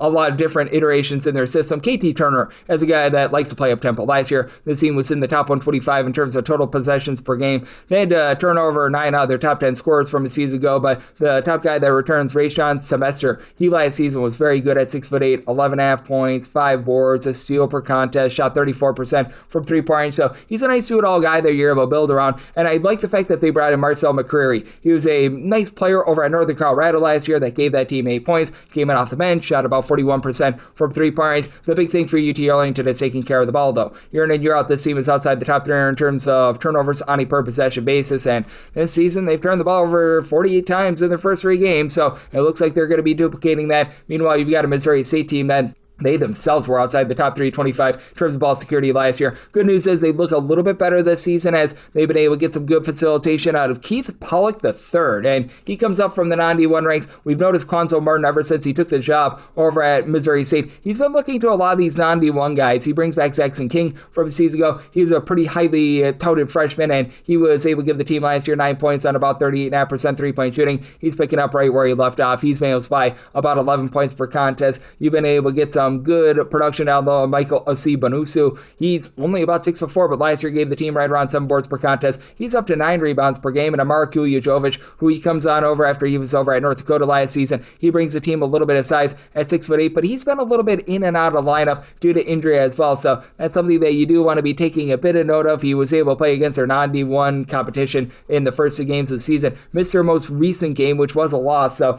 that does hurt them a little bit. That said, with UT Arlington, I do think that they're going to be able to hold up in this game, where I think that there's going to be a lot of turnovers on both sides. For UT Arlington, I think that they need to slow things down a little bit more just because of the personnel that they've got, and this is a Missouri State team that in terms of possessions per 40 minutes last year, they were outside the top 230 in all of college basketball. Do think that things get a little bit uglier here as a result. Semi-total at a 143. I like the under, but with Arlington, made them a 5-point favorite. I'm going to be willing to lay that number. 653, 654 on the card. Now we head out to a neutral court game between UConn and BYU at TD Garden. Well, it's technically a neutral court game, but let's call it what it is. You've got a nice advantage here if you're UConn, and UConn does find themselves on the East Coast a 4.5 to a 5-point favorite. 152.5 to 154.5 is the total line. This is a total I set at a 146. I like the under. With BYU, this team has got a lot of guys that have firepower in terms of being able to bomb it from 3-point range. AJ Devanza is obviously the main attraction for them, one of the top freshmen in all of college basketball. He's been very rock solid here in the first few games of the season. Has not necessarily shot at the best from 3-point range, but 18.5 points, 7 boards, 2.5 assists, really good versatility there. And then Richie Saunders, who last year gave the team over 16 points per contest on 40% three-point shooting, he's back. I still feel like Robert Wright coming in from Baylor was a bit of an overpay. Yes, he was able to give the team double figures and was a mid-30s three-point shooter, but he's not like a super-duper elevator. But Kennard Davis, Dawson Baker, these are 2 guys that play really well off the ball. But for BYU, every single one of their games thus far have went under the total, as this has been a defense that has really dazzled. They've given up less than 63 points per contest, even to teams that, like at Delaware, like to be able to bomb it from 3-point range. They were able to do a nice job neutralizing Holy Cross. That game against Villanova held them to below 68 points. I like what I'm seeing there in Connecticut. It's just not an up-tempo team. You go back to what they did last year, they're outside the top 315 in terms of total possessions per game. Now, they were also a top 15 team in terms of points scored on a per-possession basis, and they bring back a lot of those guys. You got Alex Caravan, who at 6'8", he's always been a high 33-point shooter. He's a career 12-point per game scorer. That's averaging 17 per game this season. Solo ball last year was able to do a really good job of elevating his game, shooting over 41% from distance, 14.5 points per contest. You absolutely love what he's going to be able to bring to the table as well. But that said, I do think that this is going to be a game that might be a little bit lower scoring than a lot of people anticipate, especially with the random sight lines. I recognize that it's still a basketball arena, but that said, you're still breaking in, if you're UConn, a new point guard of Malachi Smith, who comes over from Dayton, where he was averaging about 3 assists per contest. Love the pickup of Silas Emery as well. And for BYU, Kabakita, I think is going to do a relatively solid job on the glass. In the end, I do think that Coach Dan Hurley, he does have a little bit of advantage here, and I do think that this game being played on the East Coast really helps out UConn. I set my line, though, at a 4.5. 5 becomes my buy point on BYU. I'm willing to take a 5+ here with BYU, and I'm actually seeing a 5.5 out there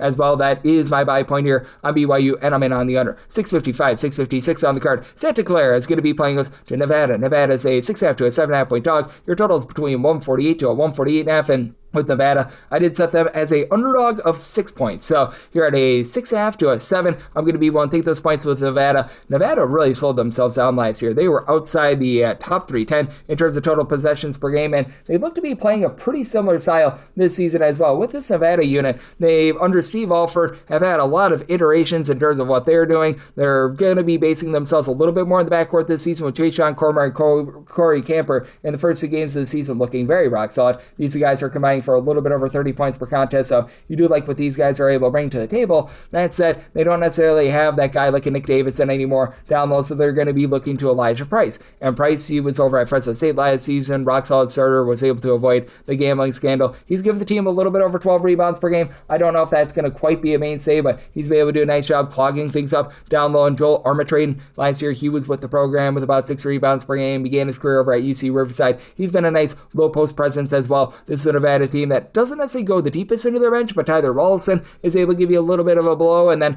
on the other end, you've got a Santa Clara team that is coming off of a nice blowout win on the road against Xavier. This is a down Xavier team, but still, you knock off a power conference team on the road, you might be feeling yourself a little bit of a fat and happy spot, if I will, with the Santa Clara team, who they're really guarding the arc right now, allowing opponents to shoot 26% from three-point range. And I do think that there's a little bit of reason to be concerned with this Santa Clara backcourt. Right now, they're shooting as a collective 61% the free throw line. They're down a little bit with their three-point shooting, just below 34% from three, though Elijah May, he's back from a season ago, where last year he was 11 points, shooting 43% from three-point range, 4 boards, 3 assists per contest. He's one of the more versatile mid-major players that you're going to find in all of college basketball. Jake Ammensinger, he was giving you more rebounds and points a season ago. He's able to do a rock-solid job down low, but you do lose those guys like Adama Ball and company from a season ago, so it is a backcourt in a little bit of transition. I feel like they're a little bit more, shall we say, better with regards to their down low play. You've got Brenton Napper, who's back from a season ago. It's only been able to give the team about 7.5 points per contest, so I think that Santa Clara has always been a pretty high-octane offense, always been in the top 50 in terms of points per possession. They might take a little bit of setback there. They might be a little bit better on defense, and I do think that Nevada going to continue to play slow and controlled, semi-total 146. I like the under, and I'm willing to take anything north of 6 here with Nevada. 657, 658 on the card. We go to the Sanford Pentagon, as you've got Oklahoma, and they're going to be taking on Nebraska out there from South Dakota. You've got Oklahoma as a very slim 1.5 point underdog. So on this game is 161.5. I said Oklahoma is a 1.5 point favorite, so I'm going to be one to take a shot on them on the money line. Now, you've got a Nebraska team that has been very good defensively. They're actually 10th in the country right now as I do this in terms of points allowed on a per possession basis. They played some outgun competition going against the likes of Florida International, West Georgia, and company. So I do think that that is certainly going to be going northward moving forward. That said, I still have been quite impressed by what I've been seeing out of them early on during the season. And this is an Oklahoma team that they did get bludgeoned in that game against Gonzaga, but I do commend them for challenging themselves against Gonzaga. That St. Francis of Pennsylvania first half was a little bit wobbly, but this does appear to be a unit that's going to be looking to go a little bit faster. They're in the top 130 right now in terms of total possessions per game. Porter Mosier, going all the way back to his time over at Loyola Chicago, always been a slow and controlled guy, but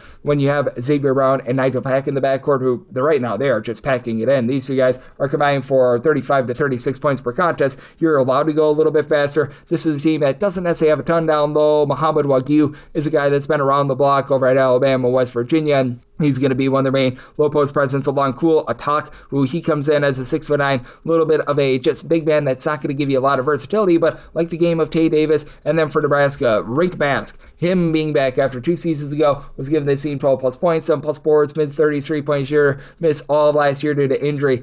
That's big for them, but what are you going to be able to get out of Connor Essegian, who's always been very inconsistent throughout his career? Are you going to get good Connor Essegian, bad Connor Essegian, or somewhere in the middle Connor Essegian? As right now, he's only averaging about 8 points per contest. He's been up and down with regards to his 3-point shot. After last year, he shot 38% from 3. I just trust in the experience of guys like Nigel Pack and company in the backcourt. In the front court for Oklahoma, probably going to take it on the chin a little bit. Berkey Butiso, who's back from a season ago, that's going to be able to help. And this Nebraska team, they're playing a little bit more slowly. They're outside the top 200 in terms of total possessions per game. Would not be surprised if we see a little bit of slowdown as well from this Oklahoma team with the Porter Mosier style. It's never necessarily one that absolutely runs it and guns it. So I did set a total of 153.5, especially with this being on a neutral court. I'm in on the under, and I do like Oklahoma outright on the money line. 659, 660 on the card. It is Southern Utah, and they're going to be on the road against Nebraska. Omaha set hike. They are a 8.5 to a 9-point favorite. Totals between 154.5 to a 155.5. And when it comes to Omaha, set them as an 8.5 point favorite. So here at 9+, I'm going to be willing to take a shot on Southern Utah. One thing that Southern Utah does is they run you off the 3-point line. Last year, they allowed opponents to take the lowest percentage of shots from 3-point range of any team in all of college basketball, and that's really the lifeblood for this Omaha team. Omaha last year, they were able to make the NCAA tournament because in the second half of the season, they were shooting over 42% from 3-point range in Summit League play, but keep in mind that first half of the season, when they were in non-conference play, they were a relatively pedestrian 3-point shooting team, and now they have to replace their main low post presence from his season ago, and Markel Sutton, who's been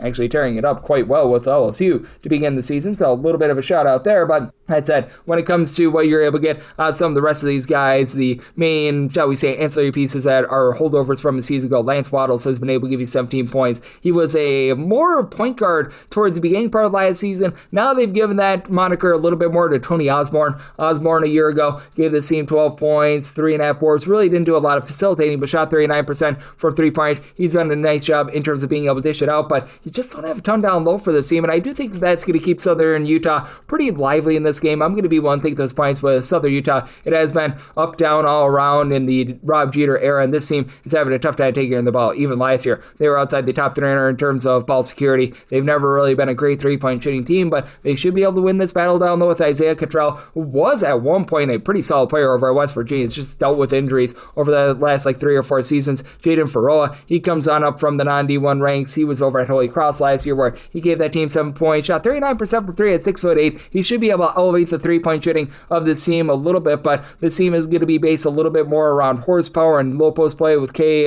Barclay coming on over from the great state of Utah. He's been able to give you about 5 rebounds per game as well. So I do think that Southern Utah is going to be able to make this game just a little bit more, shall we say, involving the post. I did set my total 156.5. I do think that this game is going to be close enough for late game falling, even though Southern Utah does cut off the 3-point line. They're a pretty up-tempo team and still not necessarily an efficient defense outside the top 200 in terms of points allowed on a per possession basis last year. So like the over and the points here with Southern Utah, 661, 662 on the card. It is Belmont, and they're going to be on the road facing off against Oral Roberts. Oral Roberts is a home underdog of 7.5 to 8 points. 172.5 is that total, and I did set Belmont as a 6.5 point favorite. I'm going to be willing to take the points with Oral Roberts. They were able to cover a nice number at home against Tulsa. They were about a 9 to a 9.5 point underdog in that game, very nearly win the game outright. They lose that by 1, and I just feel like Corey Barnett, who is an assistant coach over at West Virginia, a West Virginia team that was in the top 20 in terms of points allowed on a per possession basis, is getting things turned around, as right now Oral Roberts is letting teams shoot less than 29% from 3-point range, and that's really the lifeblood of this Belmont team. They've done a nice job in terms of mixing and matching guys in the transfer portal. I love the addition of Yutu Yamanachi Williams, who he began his career over at Lamar, just dealt with injuries 2 years ago when he was over at Portland. It was a small sample size of 12 games before he got hurt, but 8.5 points, 5 boards, shot 35.5% from 3-point range. Absolutely tremendous versatility out of him. So I think that he's going to be a guy that continues to do a nice job in terms of being able to elevate this team. And on the flip side for Belmont, they've got one of the best 3-point shooters in all of college basketball, Tyler Lundblade, who he a season ago was shooting well over 46% from 3-point range. He's been able to give the team 16 points per contest here in the early going, and he teams back up with Sam Orme, who's a 6'8", another guy that does a good job of being able to lend versatility, 37.5% 3-point shooter from a season ago, was able to supply the team with about 4.5 rebounds per game, and Lundblade at 6'6", he also presents some matchup problems, but you do have some really good size with this Oral Roberts team. You've got 5 different guys in the rotation that are at least 6'6", pretty much all but one of them are able to bomb it from 3. And for Belmont, they're in a little bit of transition in the backcourt. Nick McClain now takes over that point guard spot after he was over at Eastern Washington last year, giving that team 10.5 points, 2 steals, 4 assists per contest, mid-30s 3-point shooter. And for Belmont, they appear to be much better with their defense than a season ago. Last year, they were outside the top 260 in terms of points allowed on a per possession basis.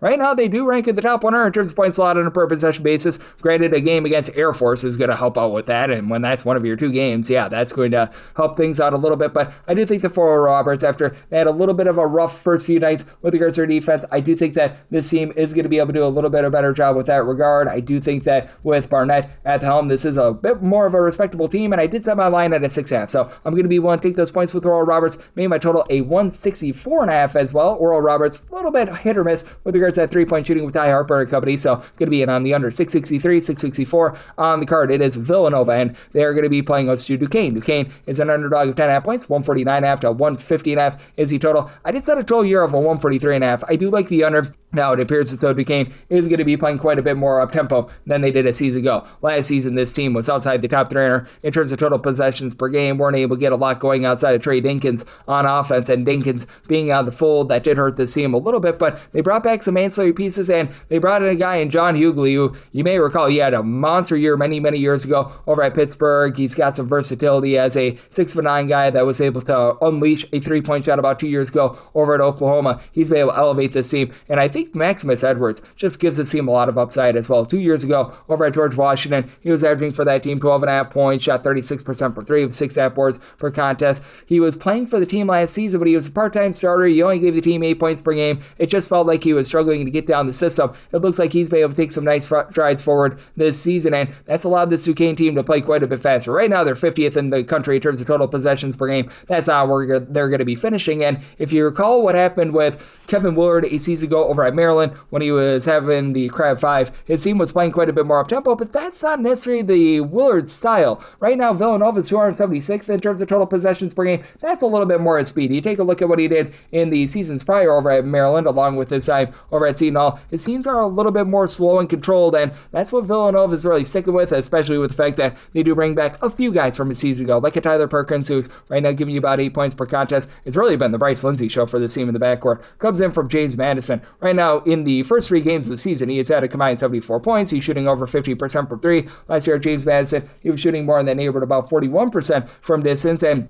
Duke Brandon should be able to win the battle down low. Evo Hughley, on the flip side, he's given the team right now 15 plus rebounds per game, was very good over at Grand Canyon last year in terms of being able to hit the boards. Devin Askew, he's a guy that is able to be a scorer, sometimes is a little bit too selfish of a player, but they've got him playing a lot more off the ball this season, which I think is actually very good for him. So I do think that there's quite a bit of upside with that regard. And I do think that Villanova finds a way to be able to get the job done here. I did set my line at 11.5. I do think that with Duquesne, they're going to be having a little bit of a tough time matching up with Brandon down low. And I also think that Matthew Hodge, who he comes over as a top 150 freshman, he's able to give this team a little bit of a spark, a little bit of versatility as well. And I do think that for Duquesne, they're maybe starting to play a little bit too fast for their own good. I think the Villanova is actually going to be able to slow them down. I did set my line here at an 11.5. I'm going to lay up to 11 with Villanova, and I like the undersub by total 143.5. 665, 666 on the card. St. Louis plays us with Grand Canyon. Grand Canyon is a grand underdog of 7.5 to 8 points. 169.5 to 171 is your total, and I set a total here of a 163. I'm going to be willing to dive in on that under for St. Louis. They have been very good on offense. They're averaging darn near 100 points per contest to begin the season.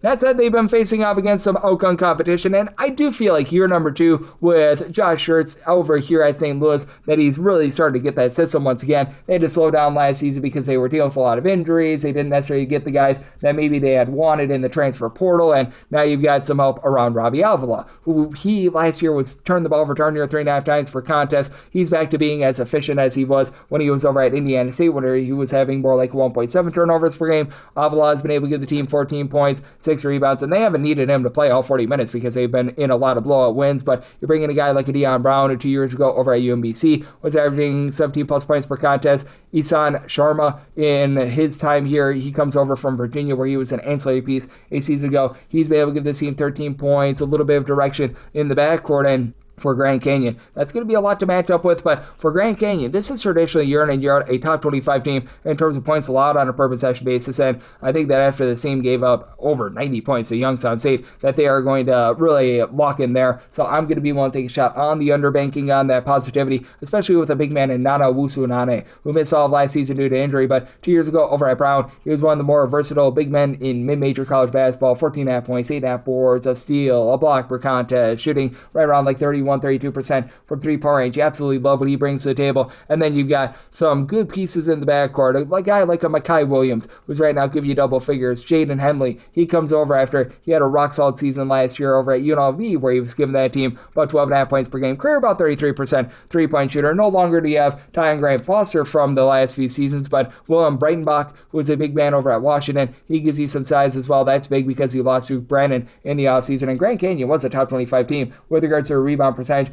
a season ago as well, so they're going to need to replace a little bit of that, but I do think that they've done an okay job of being able to do so, and I do think that for Grand Canyon, they up their defense a little bit more here. I think that both of these teams have strength on strength. In the end, I do believe that St. Louis is a better team, but I can only make my line 5, so this is a circumstance where I'm going to be willing to take a shot on the points, and I'm in on the under. 667, 668 on the card. It is Pepperdine, and they're going to be playing us in Northern Colorado. Northern Colorado is a favorite of a point in some spots. In other spots, they are a pick'em, and the total is between 153 and a 154, and with Northern Colorado, so the best a 3.5 point favorite. I'm going to be willing to take a shot on them as a pick'em / a very, very, very small favorite. With Northern Colorado, this team typically struggles on defense, so I will say last year they were a top 5 team in the country in terms of their defensive rebound percentage. Opponents grab less than 22% of their missed shots as an offensive rebound, and you've got a Pepperdine team that loses pretty much 4 of their top 5 guys from a season ago. You just don't have a lot of experience in that backcourt. You've got a lot of freshmen that are going through the school of hard knocks right now, and I do think that this team might be a little bit better towards back half of the season under Ed Schilling, but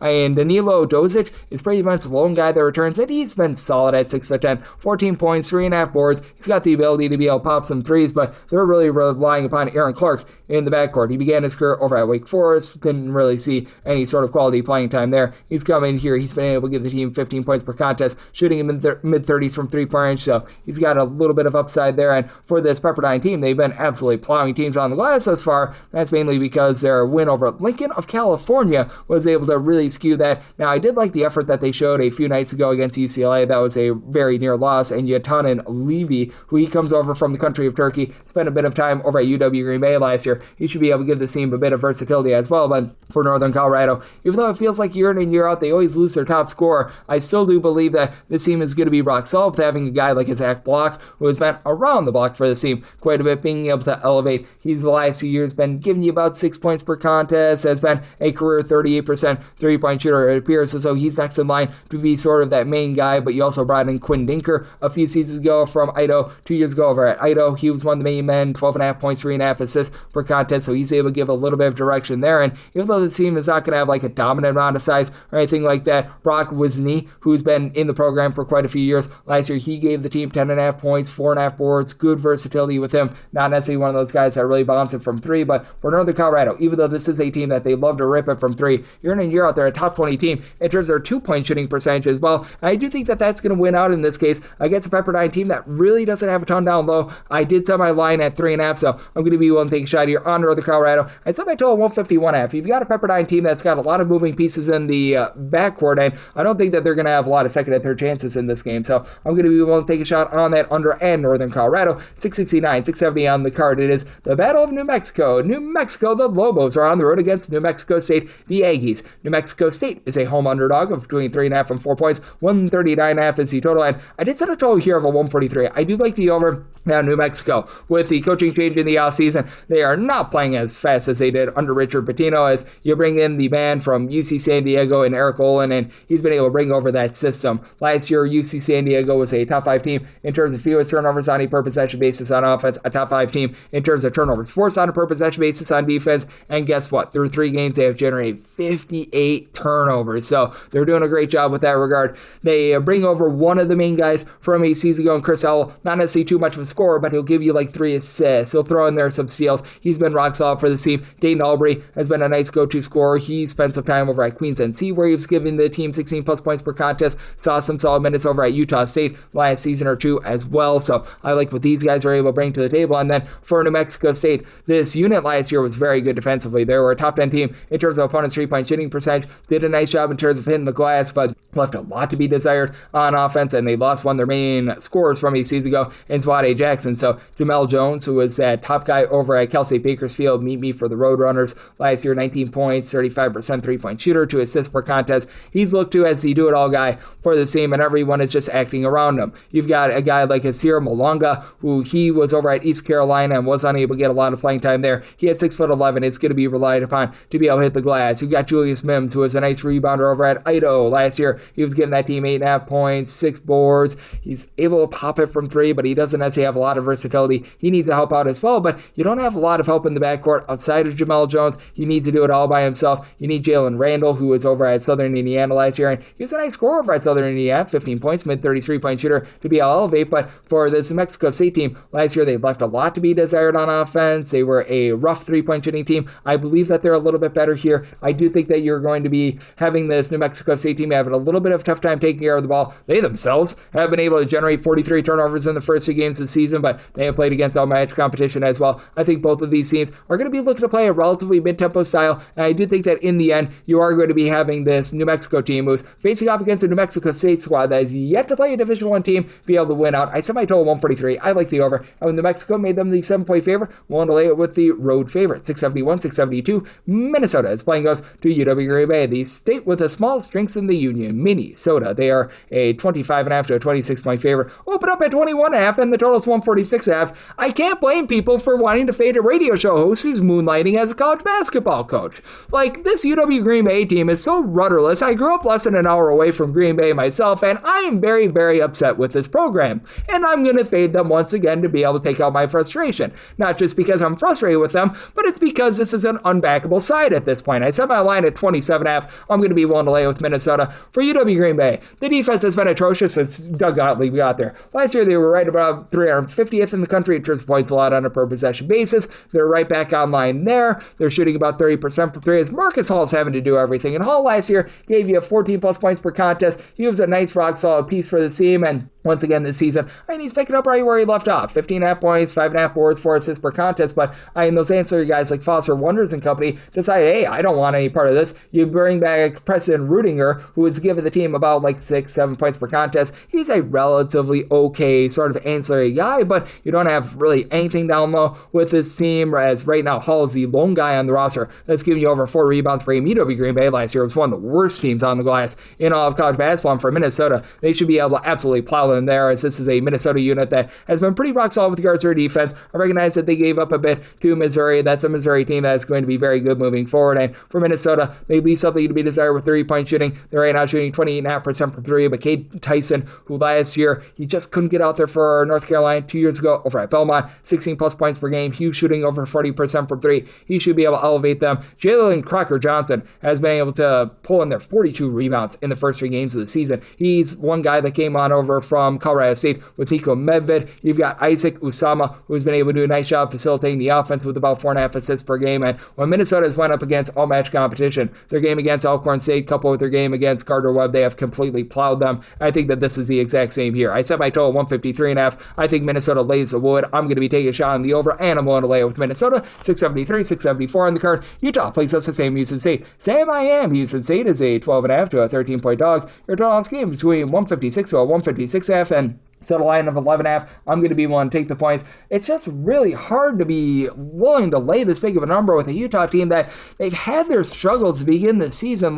They had a very, very hairy game where they got taken to overtime against Weber State. They're trying to go the NBA route as they bring in Alex Jensen, an assistant, to coach up the team, and right now they're 3-0, but that's because Sherrod Brown has had 2 Herculean efforts to bail out the team. He was 20-point per game scorer over at Fairleigh Dickinson. He's had 69 very nice points to begin the season here, and they do bring back Keno Dallas from a season ago, so he's been with the Utah program for a few years. Last year, 8.5 points, 6.5 boards, and he's been pulling in there over 10 boards per contest for the team, despite the fact that he's not necessarily the tallest guy in the world. He stands right around about 6'9", but I do think that Sam Houston State going to be able to hold in there in a game that I don't think is going to see the world's greatest amount of defense. I did set my total here at a 155.5, or at a 156, 156.5, just starting to be a little bit of a point of no return on that over. Utah's numbers are a little bit smudged by the fact that they had that overtime game that really warps things, but that said, with this Sam Houston State team, even though they do lose a lot of the key pieces from a season ago, bringing in some like a Po Boy King, who he was over at NC Central last year, giving that team a steal, 16.5 points, mid 33-point shooter, that's rock solid. You are probably going to see this team take a step back with their 3-point shooting. Last year, top 35 team in terms of their 3-point shooting percentage, but now you've got Matt Dan, who at 7 feet tall should be able to give the team a little bit more on the glass because they really struggled there last season. Isaiah Manning just couldn't get minutes over at TCU. He comes in as well. He's a guy that I thought had a little bit of upside coming out of high school. And then you've got Justin Begg, who he began his career over at George Mason. He should be able to give the team a little bit of pop from 3-point range with Utah. It just hasn't necessarily come together for Alex Jensen's squad outside of Terrence Brown really doing a little bit of everything. And I do think that Sam Houston State, who has been able to do a really good job on the offensive glass, getting second and third chances to make up for their 3-point shooting, taking a little bit of step back, that allows them to hold in there. So at a 156 plus, I'm in on the under, and I'm going to be willing to take those points with Sam Houston. 675, 676 on the card. Wyoming plays us to Portland. Portland is an underdog of 9.5 points to on this game. It is 162.5 to 163.5, and I did set Portland here as a dog of 9 points. So at a 9.5 plus, I'm going to be willing to take those points. Now, going up to elevation at Wyoming, I think is a very, very difficult thing to do. And I always have to give much more than 3 points to the Wyoming home court advantage because of that elevation. That said, I've actually liked what I've seen out of Portland to begin the season. Shante Liggins had things really rocking and rolling in year number 1 there. And then after year number 1, things just went straight down the toilet bowl for him. So that was a little bit less than amazing. But that said, it does feel like you've got a little bit of a better team this season. For Portland last year, they were outside the top 340 in terms of points allowed on a per possession basis. Recognize that they're playing against some outmatched competition, but teams are only shooting about 20% from three-point range against them right now. They've been able to generate over 17 turnovers per game, and a big reason why is what you've been able to get out of Joel Foxwell. He's been in the foxhole for the team with 17 points, 6 assists. He comes on up from the non-D1 ranks, and he was actually based out there in the country of Australia. He's done a nice job helping to elevate the team, and Makai Balu, he comes back from a season ago where he was a nice ancillary piece off the bench, 5 points per contest, and he's really been able to up to his game, give you 15 points per game. I do think that the addition of Jermaine Balsinger-Webb, he's in year number 2 of the system, began his career over at American, that allowed this team to remain lively against a Wyoming team that they did lose their top guy in Obi Edgum in the offseason. Losing him does mean that this team is in a little bit of transition in the backcourt. DeMario Dennis, he's been able to do a nice job supplying the team with about 14.5 points per contest. He comes on over from Texas A&M Corpus Christi, but and it feels like you just have a lot of this and that. Caden Bennett, he was a solid player last season over at Quinnipiac. 10.5 points, 34.5% three-point shooter, but not necessarily too much of a facilitator. And that right now is a big question for this team. Nasir Mayer, who's at 6'7", he's been giving the team a little bit of facilitation, but that's a little bit rudderless right now. Outside of Gavin Goris, who's a true freshman, you don't really have anyone that's above 6'7". So I do think that Balsinger-Webb helps this Portland team hold in there. And I think that Portland is going to be looking to play a little bit slower this year with the personnel that they've got. I did set my total here at a 147. I'm right now seeing that total up to a 162.5, 163.5. Sometimes Wix's teams just, they're not necessarily the most up-tempo in the world. Like with Wyoming last year, they were outside the top 250 in terms of total possessions per game. Recognize that because they really don't have a big man outside of Goris that they're going to need to push the tempo a little bit more, but I'm going to be in on this total under, and I'm going to be willing to take those points with Portland. 677, 678 on the card. Idaho St, they're on the road. They're facing off against Seattle. Seattle does find themselves as a favorite of 7.5 to 8.5 points, and your total is between 142.5 to 144.5. Made a total of a 139. I do like the under for Idaho St. They were well outside the top 225 in terms of total possessions per game last year. Ditto for Seattle. Now Seattle looks to be a little bit better with their three-point shooting than they were a season ago. Last year outside the top 270 with their three-point shooting percentage, bringing in John Christofilis, who he 2 seasons ago was shooting 40% from three-point range for the team. That's big. Last year that was down to about 30% from three-point range. He looks to be a little bit back in full force, but what has really allowed Seattle to be able to uplift themselves on offense, they're coming off a big 94-67 win over Eastern Washington. Braden Maldonado has taken a big stride forward. Last year he was good for the team, 9 points, 39% three-point shooter, but through 3 games thus far this season, he's been able to supply this team with over 23 points per contest, and then you bring in John Sakio as well. He was over at Gonzaga where he just didn't see a lot of minutes, but they were always a guy that they thought highly of as a little bit of a project who comes over from the country of South Korea, so he's been able to give this team a nice little bit of spark. Malik Arrington has not given you a lot of production in terms of scoring, but he's giving out over 4 assists per game, so Seattle's done a nice job in terms of being able to have a main facilitator, though I will say their games have had a lot of turnovers this year. Seattle's generating nearly 19 turnovers per game, and they themselves have turned the ball over about 15 times per contest, and they faced off against an Idaho State team that last year was in the top 25 in all of college basketball with regards to their rebound percentage. Now, they did lose a lot of their top rebounders from a season ago, as last year you were getting darn near a double-double from Jake O'Neal, but you do bring back one of your main guys in Evan Otten, who he's not too much of a scorer, but was able to give the team 5.5 points, 5.5 boards per contest a season ago, so that helps out down low, and additionally, you've got Connor Hellenbach. He's really the top scorer that returns from a season ago where he was giving the team just under 10 points per contest. He has paired very well with the Montana State transfer in Quinn Patterson. Patterson, he last season was a guy that was relatively glued to the bench. 2 seasons ago, he was over at UC San Diego where he didn't see a lot of run, but has always been a rock-solid three-point shooter. You go back to what he was able to do over at UC San Diego. He's a career about 36 or so percent three-point shooter. And then Lachlan Brewer is a guy with a little bit of upside as well. Last year over at Sacramento State was a starter that shot over 44% from 3. It's very apparent that Idaho Idaho State. They did want to just have a little bit more outside shooting in general for this team, but maintain their good rebounding, and they've been able to do so. Like, this is still a team that's been dominating on the boards here in the early goings of the season, and I think that that's going to keep them relatively lively in this game. As a result, could only set my line at 7. I'm in on the under and the points here with Idaho State. 679, 680 on the card. It is Bradley, and the Braves of Bradley. They are on the road against San Francisco. The Dons are an 8.5 point favorite total on this game. It is 149.5, and with Bradley, I did set them as a underdog of 8 points. So 8.5 is my minimum buy point for Bradley. Lots of travel going from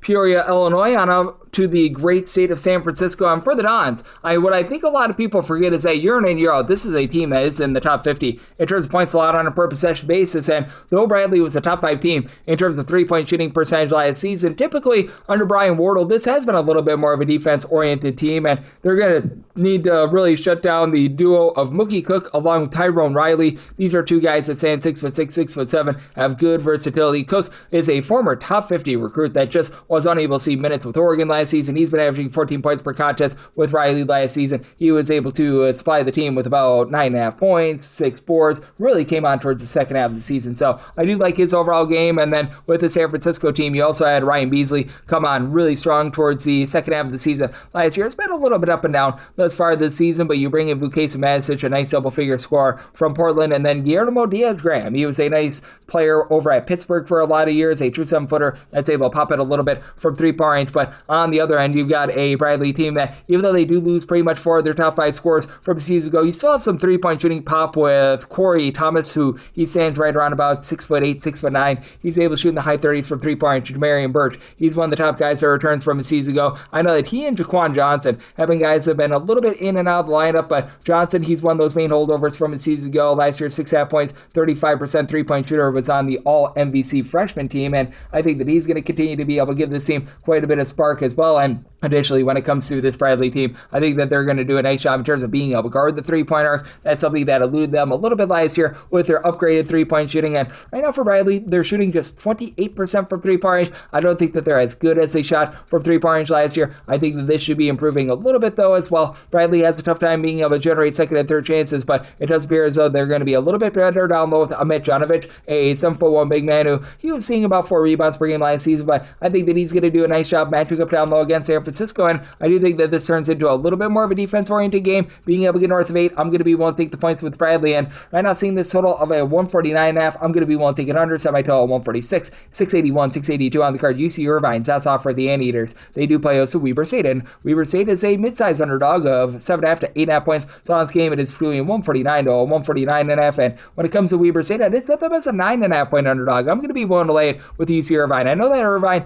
is a team in a little bit of transition, but year in and year out, UC Irvine, this is a team that you just know what you're going to get from them on the defensive side of things, and you know that this team is going to absolutely plow on the glass. Last year, they were a top 25 team in terms of rebound percentage, and they were a top 25 team in terms of points allowed on a per possession basis. You do lose so many of those guys like Devin Tillis and company from a season ago, but you've got Jurian Dixon back after he was one of the main guards for them a season ago. Last year, did a nice job being able to supply the team with about 9 points per contest. He was about 32% 3-point shooter. I do think that with Irvine, they're going to be taking a little bit of step back with their 3-point shooting from where it was a season ago, but getting back Darren Sarin, who 2 years ago, he gave this team 10 points, shot in the mid-30s from 3-point range, and last year, he transferred on over to Sanford, where he just didn't get out there on the floor. That's a big gift for this team. They still have some relatively good size, even though you do lose the likes of Ben Lycan and company. You've got Kyle Evans, who he was sort of in the shadow of those guys a year ago. Now he gets to shine after last year. 4.5 points, 3.5 rebounds, a block per contest as a little bit more of a situational big man. I think that he's going to do a nice job, maybe not give you the same versatility as he had a season ago. So I do think that Irvine, who was a very, actually good offense last season, they're going to be taking a little bit of step back. But that said, you do have to wonder if this is a little bit of a letdown spot for Weber State after they had a tremendous effort a few nights ago. They actually pushed Utah, a interstate rival, to overtime. The Duff man, Eric Duff, it seems like he's going to be able to deliver on some things. Hopefully you guys get that joke from The Simpsons, but Trevor Henning along with Jace Whiting have been able to do a nice job in this backcourt. You've got Whiting, who he was over at UNLV and Boise State the last few seasons, just wasn't able to see any minutes whatsoever. He, in the first 3 games, has been able to give you about 14.5 points per game, has always been a career 40% 3-point shooter, so he gives you some good versatility there. And then you do have quite a bit of size with this team. You got just a bunch of guys on this Weber State team that's saying between like 6'8", 6'8", like a Vajami Vartan. They're able to shoot it from three. Vartan, he's a career about 38% three-point shooter for Weber State. What really eluded them last year was the defense. They were outside the top 300 in terms of points allowed on a per possession basis. And for Weber State, they just don't do a good job in terms of giving themselves second and third chances. Last year, they were well outside the top 320 in terms of percentage of their missed shots. That did turn into an offensive rebound, and that's going to be right up the alley of UC Irvine to allow this to be really played at their level. And UC Irvine, they should be able to dominate the glass and dominate the game. I set my line at 9.5. I'm going to be willing to lay that number with the Irvine Anteaters, and I'm going to be in on the under semi-total 143.5, 683, 684 on the card. You've got Utah Valley, and they're going to be on the road against Fresno State. Fresno State's a home underdog of 3 points, 155.5 is the total, and I agree with this line. I did set Utah Valley as a 5-point favorite. I'm going to be willing to lay the number with this Utah Valley squad. They just year in and year out are always a top 50 team in terms of points allowed on a per possession basis, and for Fresno State, they're looking to play fast. Under Vance Wahlberg last year, they were a top 25 team in terms of total possessions per game, and we did see things get cranked up in their first few games of the season here this year, but I mean, this is once again a team that's on pace to be outside the top 250 in terms of points scored on a per possession basis. They're shooting less than 30% from three-point range as a collective. Now, I did like the fact that they brought in Jake Heidbreder. Heidbreder was someone that over at Air Force a few seasons ago, 2022-23 campaign was a really nice go-to scorer with 15 points per game, shot darn near 40% from three-point range. So there's quite a bit of upside there, but what are you going to be able to get out of the rest of the guards is a big question mark. And for Wahlberg's style, he just has found a lot of guys that don't take care of the ball. Last year for Fresno State, they were turning the ball over 13 plus times per contest. Right now, they're turning the ball over 14 plus times per game. They lost on their home floor to USC Upstate, and now you face off against a Utah Valley team that they lost a lot of what they had from a season ago, but the one big thing that they did do, they maintained their point guard, as you've got a guy in Trayvon Leonard who only gave you like 6 points per contest last year, but did a nice job being able to give out over 4 assists per game. He'll give you a few rebounds, and the times where he shot it from three-point range, he shot darn near 38% from three-point range. And then Jackson Holcomb, he's been able to do a nice job in terms of taking on the scoring load for the team after last year. He was more of a optional guy off the bench. He would give you 5.5 points per game, shot in the mid-30s from three-point range, threw in there a few boards as well. And for Utah Valley, they are in a little bit of transition from having a bunch of good rebounders from season ago, but I like the addition of Tyler Hendricks. His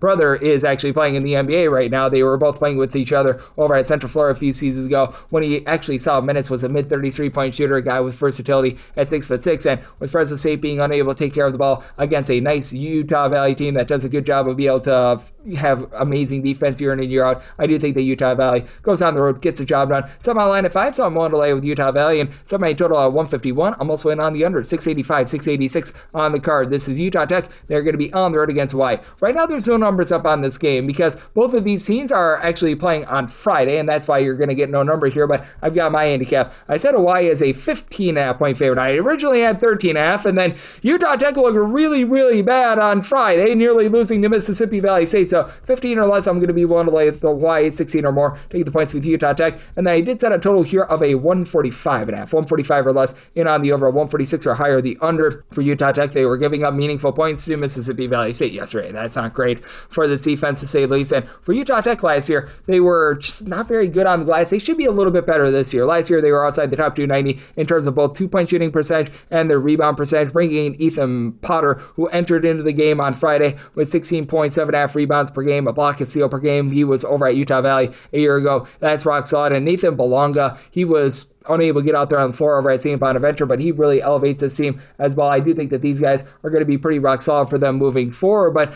with this Utah Tech team, it does feel like they just have a little bit of a tough time with regards to three-point shooting outside of Deshaun Holt. Holt began his career over at Alabama and Georgia. He was a very highly touted guy that last year over at Kennesaw State shot 40% for three, 5.5 points, 5 rebounds per game at 6'6", and for Hawaii, this is typically a relatively slow and controlled team. Recognize that in their previous 2 games prior to the Manhattan game, they had gotten to 88 plus points. A lot of that was due to the fact that there have been a lot of fouls called out there on the island. As a matter of fact, they had 54 free throw attempts in that game against East Texas A&M, and their first game of the year when they were taking on Oregon, that was a slog of a game where Oregon was able to pull it out 60-59. Harry Ruyadev, after he was more of an ancillary guard for the CMA season ago, he's been able to step it up. He's been able to give them 14 points per contest. They retained their top scorer from a year ago, Yetis Nemichka. Nemichka last year, 12 points, 5 plus boards, mid-33 point shooter, and bringing in Quandre Bullock, who has been around the block. He was over at Louisiana Tech for a bit of time. Last year, he was over at South Dakota, where he was giving that team 12 points per contest. but only shot about 33% from three. I do think that this is a Hawaii team that is once again going to be looking to the boards. They bring in a nice big man in Isaac Johnson, who was seeing some starts a few seasons ago over at Utah State, and he's a guy that has been able to give the team 8+ rebounds per game. So I do think that Utah Tech going to get to take it to them just a little bit on the glass. This is a circumstance where I did set my line to where 15 or less willing to lay with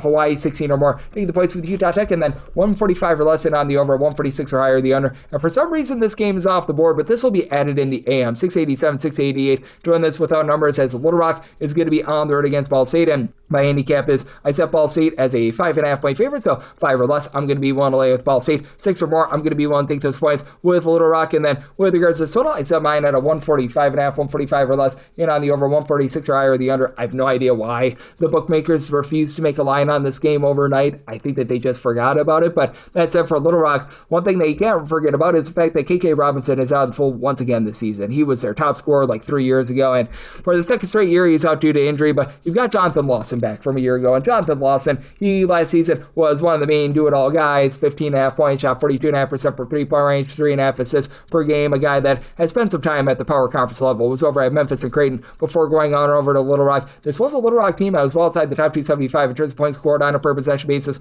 last season. They had a tough time taking care of the ball, and they bring in Braxton Bayless to be able to help out with that, but they're still averaging 16+ turnovers per game to begin this season, so you do have a little bit of concern there. But when it comes to Mr. Bayless, he was over at Western Kentucky last year, where he was a bit of a do-it-all guy after he began his career over at Niagara. 8 points, 2 assists, shot over 40% from three-pointers, so that should be able to elevate this team a little bit. And then you've got a Ball State squad that's coming off of getting pounded by Wisconsin, but a lot of teams are right now getting pounded by Wisconsin, and for Ball State, the big issue for this team is what are you going to be able to get down low, because you know that you're going to have some relatively good guard play that just happens in the back in general, and with Ball State, they've got a nice leader in Elmore James, who comes over after he was a nice like number 3, number 4 guy over at Ohio. Omari Ziegler should be able to help this team out defensively as well. Began his career over at St. Peter's, and last season for the Peacocks, he gave that team 6 boards, 11 points per game at 6'4". That's always been like a 32% three-point shooter, so not necessarily amazing there, but Ball State does look like a team that they should be able to generate a few more turnovers than they did a season ago. They've been averaging darn near 9 steals per contest. This is a unit that's shooting in the mid-30s from three-point range, and Cam Denson, who was over at Long Beach State last season, he should be able to give you a little bit of rebounding after last year. He was right around about 3-4 boards per contest. Began his career over at Pacific with Little Rock. Just the way that they turn the ball over a little bit too much for my liking, and bringing in Devin Barnes, who he was a very nice player in terms of generating turnovers over at UTEP last season, does put me over the top on Ball State. So 5 or less, willing to lay with Ball State. 6 or more, take the points with Little Rock. 145 or less, in on the over. 146 or higher, the under. And now we will hit a break and hit the extra games right here on Coast to Coast Hoops with myself, Greg Peterson. Now, a part of the VSiN Family Podcast. Are you looking to get an inside edge this college basketball season? Well, VSiN experts use CBB Analytics, the most comprehensive college basketball analytics platform in the world. See injury impact, on and off data, clutch time performance metrics, first versus second half splits, and so much more. Utilize the promo code of VSiN, that is VSIN, to get $30 off and find your betting edge over at cbbanalytics.com. That is cbbanalytics, all one word.com. For anyone that is new to VSiN, well, I wish you a friendly hello. This is an attention to anyone that is new to VSiN because you're able to get some free stuff with our daily newsletter. It's a great way to catch up on everything that's happening in the sports betting world. It's delivered straight to your inbox every single morning. VSiN's newsletter offers picks, data, strategies for the day's betting menu, and so much more. Sign up for free today over at VSiN.com/newsletter. That's VSIN.com/newsletter, and start receiving your free newsletter tomorrow morning. That is VSIN.com/newsletter. Stay ahead of the game and bet smarter with VSiN. And we're back here in lovely Las Vegas for Coast to Coast Hoops with myself, Greg Peterson. Now part of the VSiN Family Podcast. We've gotten through the normal Las Vegas betting board, and I want to keep that as commercial free as possible. Thanks to our good friends over at Better, BETR, for helping out with that. And now, in the final 2 segments here, the extra games. These are the games that involve the smaller conferences, as I was explaining in segment number 1. So how about if we waste no more time and we take a look at what we've got on the extra games for today. The normal betting board picks are complete, but there are some extra games today, so we go into the bonus. 306-501, 306-502. South Alabama is going to be playing against Coppin St. Coppin St, well, this is a neutral court game, but Coppin St being a 17.5 to an 18.5 point dog. Totals between 138.5 to a 139.5. This is game number 3 in 3 days for South Alabama and Coppin St. These two teams have played a lot of basketball, so set my total 137.5. I'm going to be in on the under. This is going to be taking part from St. Petersburg, Florida, and with South Alabama, I did set them as a 17.5 point favorite. I'm right now seeing 18.5. I would be willing to take the points, mainly because with South Alabama, they're a good team in terms of generating turnovers. Last year, a top 40 team in terms of turnovers forced on a per possession basis, but this is a unit that they did lose a lot of their top scorers from a season ago. Now, I like the fact that you retain J.J. Wheat, a guy that was able to generate a little bit over a steal per contest. He was a nice this and that sort of guy, and Peyton Law is another one of these guys that for South Alabama, he comes up from the non-Division I ranks. They do a really good job of finding these U2 guys that just fit the system. He's been able to give the team 16 plus points per contest, so I love what he's bringing to the table for this unit. But that said, with regards to this Coppin State team, I do think that they do just enough to hold in there, and I think covering this big of a number is just very difficult when you're playing game number 3 in 3 days. I do think that it's going to be really hitting both of these teams, and that's a big reason why I'm also going to be in on the under, semi-total 137.5. But you've had Tyler Koenig be able to give you about 8 points per contest, and Montre Hall, who's come up from the 91 ranks, he's been able to give the team a little bit of size at 6'7", 8 points, 5.5 rebounds per game. Now with Coppin State, what's really killing them, you don't necessarily have that main facilitator. Hassan Perkins, who began his career over at Maryland Eastern Shore, he's been doing a bit of facilitation, and last year, Perkins, 5 points per contest, but he was actually more of an outside shooter for them. He was shooting about 40% from three-point range. Coppin State coming off of being 363rd on 364 teams in terms of points scored on a per possession basis, and the style of South Alabama is actually going to play very well here. South Alabama dares you to shoot it from three. They force their opponents to take over 59% of their field goal attempts from three-point range, so I think they're in for a low-scoring slog, but I think that it's just enough for Coppin State to hold in there. 18 plus, taking the points with Coppin State, and I'm going to be in on this total under as well. 306-503, 306-504. Northeastern is going to be playing us for Vermont. Vermont is a 1.5 point favorite to a 1.5 point dog. You've got some places that have Northeastern as a favorite, some places Vermont, and your total is 136.5, and I said Northeastern as a 2.5 point favorite, so I'm going to be willing to lay the very small number, or if you get lucky, I would be willing to take Northeastern outright on the money line for Northeastern. They do have a lot of transition from a season ago. Bill Cohen does have to replace some of these guys that were rock solid over the last few seasons, as I always liked what you were able to get out of Masai Troutman, though he could never stay out there on the floor. Rashad King was a 18 plus point per game scorer, but you do bring back one of your main guys from the backcourt in L.A. Pratt, who right now is giving you 17 points per contest. Now, when this Northeastern team is typically really good, they've got nice low post play, and I don't know if he's going to be able to maintain this, but Xander O'Leary, who he's come in, he's been able to do a nice job after he was originally recruited over at Florida, never got out there on the floor, but he's been able to supply the team with 10 boards, 12.5 points, a block, and a steal per contest, so like what he's doing over at 6'8", and for Vermont, it's just been really wobbly for them. Even in their exhibition matchups against non-D1 teams, they were getting pushed. They played a single-digit game against a non-Division I team to begin the season in Western New England. We've got the TJs back, TJ Long, TJ Hurley, and Long has been tremendous. He's been giving the team 25 points per contest. If I'm not mistaken, he was the man that hit the shot at the end of overtime to be able to force double overtime and help the team get a win and just avoid a loss that they couldn't afford to take against Brown, but he was limited to 8 games last season, and he's the only reason why this Vermont team has really been alive and kicking. You don't necessarily have a ton down low with this team. Typically, they do, and you've got David Simon, who at 6'11" has size, but he's only giving you about 4 boards per contest. You've had Noah Barnett come in. He's been able to give the team right around about 5 rebounds per game after last season. He was a little bit more of an afterthought, but aside from the TJs, you just don't return necessarily a ton from a season ago. Jackson Skipper is a guy that's been around the block. He hasn't necessarily been able to elevate as well. He actually began his career at Vermont, transferred to Oral Roberts. Now he's back with Vermont, but has never really been able to find his footing. A little bit of a one-trick pony guy. Career 38% three-point shooter, but doesn't really give you a lot on the glass, and just with this Vermont team being unable to hit the boards and Northeastern figuring it out on the glass, I do think that Northeastern finds a way to be able to get the job done. What I think is going to be a low-scoring game. Vermont, outside the top 350 in terms of total possessions per game last year, made a total of 134.5, like the under, and I'm willing to lay the small number here with Northeastern, 306-505, 306-506. Via my place, let's Jacksonville. Jacksonville, an underdog of 1.5 to 2.5 points, 151.5 is the total, and did set a total here of a 147.5. I do like the under with Jacksonville. I did make them the underdog here of 3.5 points, so I'm going to be willing to take a shot on VMI. For VMI, they did lose Augustus Cardulas, who was such a good player for them last season, but they did maintain much of that backcourt from a year ago. You've got TJ Johnson back, who has been absolutely incredible for this team. 6'6", do-it-all player last year. He supplied this team with about 12.5 points, 4.5 boards, was a high 30s three-point shooter. Right now, he's averaging 27 points per game. That's going to fall off a little bit, but Hannes Holstrom, he was a nice go-to guy for them off the bench in terms of being a sixth man, about 7 points per game. Shot about 35% from three-point range. He's back as well, so I like what these guys have been able to bring to the table. You've got a guy in AJ Clark who has sort of been around the block. He's been able to give this team a little bit in the backcourt as well, and on the other end, you've got a Jacksonville team that they have to replace their main guy from a season ago, Robert McCray, who, if you're looking at what Florida State is doing, that guy is absolutely tearing it up for them, and that's a big loss for Jordan Mincy's squad. And when Jacksonville's really been rocking and rolling, they've had a lot of size, and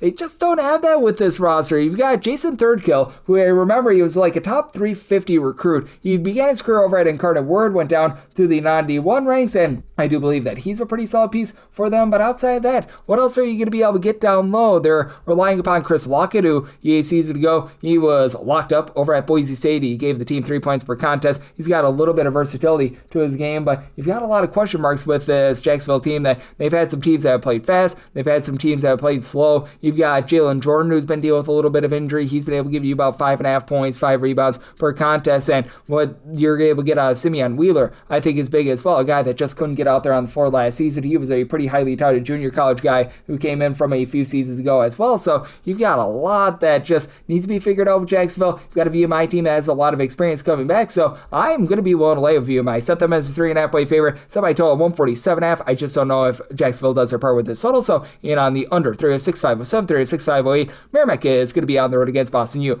Boston U, a 4.5 to a 5 point favorite. Totals between 135 to a 135.5. I'm going to be willing to take the points here with the Merry Men of Merrimack. I did set them as a 3-point underdog. For Merrimack, they always are a team that generates turnovers under Joe Gallo, and every year at the Division I level, they've been in the top 20 in terms of turnovers forced on a per possession basis, and there's no reason to think that they're going to deviate from that this season. Now, they do start out the season 0-3. They took a pretty good pounding against Auburn, but this is still a team that they do a nice job playing that pressure style. The big thing is they just lose a lot of 3-point shooting from a season ago. You lose that top scorer in Adam Clark. You lose someone like a Sean Trumper, so they're looking to Andres Marrero, who began his career over at LaSalle, and 2 years ago at LaSalle was averaging about 8 points, shot 39% from 3-point. You really uplift that scoring. You've got Ty Dorsett, who I think is going to be able to be a nice upside guy. Last year, he was a little bit more of an ancillary piece that came out off the bench, only gave them like 3 points per contest, and for Merrimack, this is always a team that's going to take it on the chin on the glass. You don't have anyone that's really going to be able to pound the boards, but I do believe in the style against Boston U team that they're pretty much the exact opposite. For Boston U, this team is incredible on the glass. They were last year a team that was in the top 15 in terms of defensive rebound percentage. You've got a lot of size now. Otto Landrum, he's been dealing with an injury once again this year. You just never know when you're going to be able to get him out there on the court, but you've got Malcolm Chemaisi, who at 6'8" last year, gave the team 5 boards per contest. He's back. Michael Air McNair last year was able to shoot about 41% from 3. He did a nice job of being able to help out this offense, but for Boston U, in a nip and tuck situation, and if they do take quite a few fouls, because the Merrimack style does lead to a lot of fouling,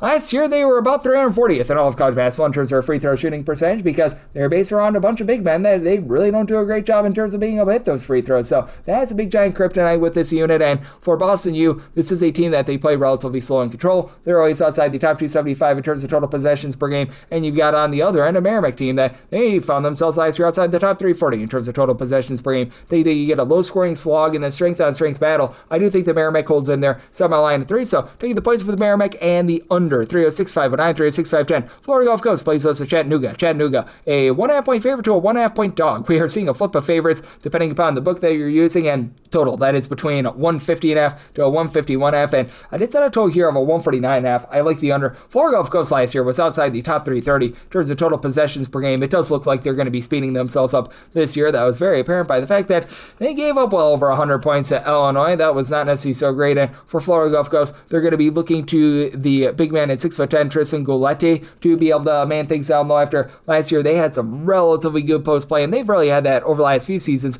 under Patrick Chambers. He saw some good minutes out there in the CBI, and J.R. Kozinski, who was over at Notre Dame, and saw some good minutes for Notre Dame about 2 or so years ago. 2023-24 campaign, shot in the mid-30s from 3, 7.5 points, 4.5 boards as a part-time starter. He's doing a nice job in terms of being able to elevate the team, but you just haven't had a lot of around him. You've had Ramir Barno, who's been in the program for a few years, be able to give you a bit of facilitation. But for Dunk City, well, there's a reason why they're Dunk City and not three-point shooting. They're shooting 28% from three-point, so they're not Splash City. We're going to use that joke, but that said, I do think that they do a nice job here against a Chattanooga team that they're completely new look as well. Chattanooga pretty much lost 4 of their top 5 scorers from a season ago, and we saw them in their West Coast road trip. They had to play a really ridiculous back-to-back against UNLV and St. Mary's. They did not cover either of those games, but that said, for Chattanooga, it's just not the same three-point shooting that they had a season ago when they had Hunter Huff and company. Now you're going to be looking to Teddy Washington, who he was nice over at Southeast Missouri State. That was a guy that really did a great job in terms of being able to give them a little bit of everything. He was supplying that team with about 14 points, 5.5 boards, 2.5 assists, 2 steals, but he's a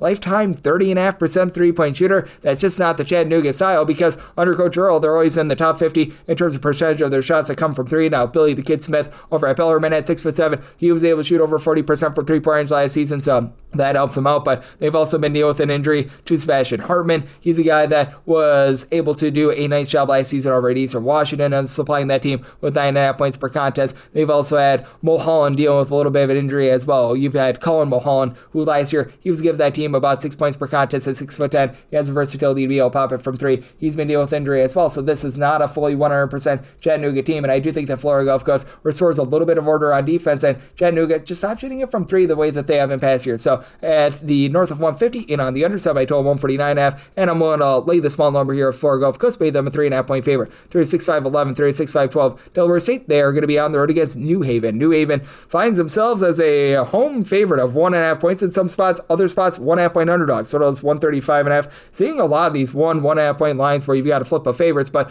I set Delaware State as a 5.5 point favorite. I'm going to be willing to lay. Now, congratulations to New Haven. They got their first Division I win against UMass Lowell on the road earlier in the week. It's still a team that in their 2 home games, they got completely pounded by Penn State, losing that game 87-43, and then against Columbia, 71-53, and Columbia's not going to be winning any awards for their defense, and you just have a lot of guys that never played at the Division I level. Like, they lost 4 of their top 5 scorers from a team that was 12-17 at the D2 ranks last season. You've had Jabari Fitzpatrick be able to give you a bit of something. He's averaging about 13.5 points per contest, so that's been solid. But for New Haven, there's not really anything that they do well. They shoot 26% from three-point range on offense. They're allowing opponents to shoot 37% from three. They're getting absolutely killed on glass because they have no size whatsoever. And Delaware State, they lose a lot of guys from a season ago. You lose your main Watson brothers, so that hurts you a little bit. But they bring in a guy in Zion Bethea who's been around the block. He was a nice scorer over at Pepperdine last season, where he's putting their 7.5 points per contest as a part-time starter. Career 39% three-point shooter, going all the way back to his time over at Hofstra. I like what he's able to bring to the backcourt. And then you've got the Ponce James. He, last season, was able to come in off the bench, gave the team 4 points on 44% three-point shooting. Delaware State lacking quite a bit of size from a season ago when they had the likes of Olsen Andrews and company, but having a guy in Benseni Sabara who's been able to give you about 4 boards per contest down low. You've got a guy in Amir Santos who he comes on over from Sweden. He's been able to give you a little bit of versatility at 6'6". I do think that Delaware State takes it to a team that just has absolutely no size whatsoever. And for New Haven, I think that's going to be a rough year for them in general. I did somebody told 145.5. Do have a Delaware State team that they really love to push tempo. Last season, this was a team that was in the top 125 in terms of total possessions per game. As a matter of fact, for Delaware State, they were 26th in terms of total possessions per game. So do think you get a nice high-scoring expose. I'm going to be in on that over, and I'm going to be willing to take Delaware State either as a money line underdog or as a very slight favorite. 3-6-5-13, 3-6-5-14. You've got the smart kids of Harvard on the road against Army. And Army, they do find themselves as a home underdog of 6.5 points. But on this game, it is 148.5 with Harvard. I set them as an 8-point favorite. I'm going to be willing to lay the number. I know that for Harvard, that game against New Hampshire, that first half and really first half of the second half was not necessarily so savory for them. But having back Robert Hinton, who he should be hitting it hard, he last season gave the team 15 plus points per contest as a freshman. That really helps you out. And with this Harvard Crimson team, I do think that they're going to be able to ascend as the season goes along. You bring back pretty much 3 of your top 4 scorers from the season ago, along with a nice, relatively ancillary guy last season in Austin Hunt, who over in the backcourt, he only shot about 32% from three-point range, but supplied the team with about 8 points, 2 assists per contest. He was dealing with injury throughout the season. He should be able to uplift that backcourt. You've got a true 7-footer in Keenan Parrish, who he's not necessarily been able to give you a ton down low. He's a little bit more of a project that comes in from the state of North Carolina, but upside there, and Chandler Piggy has been very versatile at 6'5" for this unit. And on the other end, you've got an Army team that they lost pretty much their top 5 scorers from a season ago from a Kevin Quick system that just hasn't been great when you haven't had Jalen Rucker in it, and they don't have Jalen Rucker once again. Now, we'll say that Jackson Furman, as a freshman, he has stepped up in a big way. He's been able to supply this team with 17 points per game, and Kevin McCarthy is one of the lone guys that saw any sort of minutes whatsoever. That's back from a year ago, and those minutes were 8 minutes per contest, where he was averaging about 2.5 points per game. Now, he has a career about 37% three-point shooter, so that gives you a little bit in the backcourt, but this team is just outgunned down low. You've got 6'10" Jordan Everson, who's been able to give you a few rebounds, but this is an Army team that I think night in, night out, they're going to get pasted on the glass. I mean, we saw what happened in that game against Duke. Now, they're not going to face Duke every night, but they lose that game 114-59, and I do think that this is a case where Harvard goes in there, they get the job done against an Army team that's going to need to look to run because they've got mostly a team of guards. So I did set my total 148.5. I like the over, and with Harvard, I did set them as the 8-point favorite. I'm going to be willing to lay that number. 306-515, 306-516. This is Loyola, Maryland playing against Stony. This is from Leo D. Mahoney Arena, neutral court game, with Stony currently finding themselves as a little bit of a underdog here of 2.5 points. So on this game, it is 142.5, and with Stony, I did make them the favorite here of 3 points. So I'm going to be willing to roll with them. Actually, at DraftKings, they're the 2.5 point favorite, and in other books, they're the 2.5 point underdog. So we're seeing a lot of flip of favorites in a lot of these. I don't know if DraftKings is just flipping their numbers or what, but that said, with Sonel, I do think that they get the job done because they've got a nice experienced backcourt. Now, you're able to say that about both of these teams, but Tyson Commander on the side of Loyola, Maryland, has just never really taken off for them. You've got a guy, Jacob Tadusu, who's been able to give you 13 points per game, originally began his career over at Wyoming, but this is a Loyola, Maryland team that just really lacks a lot of three-point shooting, losing the Elich brothers. You don't have a ton down low, and that helps out a Stony Hill team that's going to be one of the more undersized teams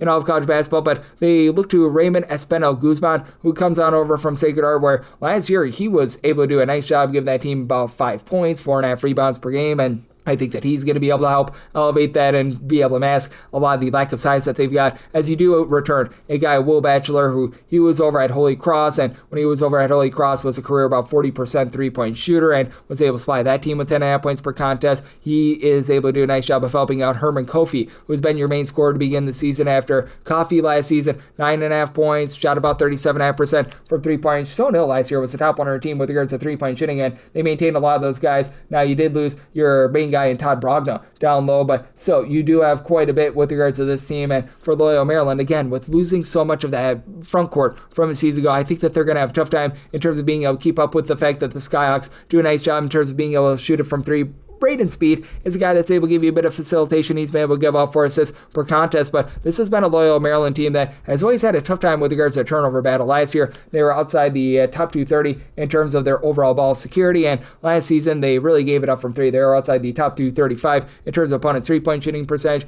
They were really relying upon doing a nice job in terms of their defensive rebounding, and losing their big men from a season ago, I do think that that allows Sono to be able to get the job done. So my line at 3, I'm going to be willing to take a shot here on Sono, and maybe my total 142.5. You do have a Loyola Maryland team that I think is going to give up a lot of open looks from 3, so like the over and Stony Hill, 306-517, 306-518. Bellarmine is playing us Wofford. Wofford, a 2.5 point road favorite. Total on this game, it is 157.5, and I know that Wofford went through a lot in the offseason, but I set them as a 7.5 point favorite. I'm going to be willing to lay the number with Wofford. I actually do think that things are actually getting online with this program, as you saw them get a nice win over UW-Milwaukee last week. Kevin Giltner, he was with the program as a player. He was an assistant under Mike Young, who was the coach prior to heading on over to Virginia Tech. And you've got Niles Malkowski, who he was over at Central Florida a season ago, where he gave the team some good production towards back half of the season. It was a 36% three-point shooter. He does a nice job fitting the system. Now, Wofford loses so many of those pieces that they had when they made the NCAA tournament a season ago, and you need to get Caden Vasco going. He last season at Central Michigan was a nice, about 39% three-point shooter, 7.5 points, 5 boards, 2.5 assists, steal per contest guy that's able to do a little bit of everything, and it's done pretty much nothing for this team, scoring less than 4 points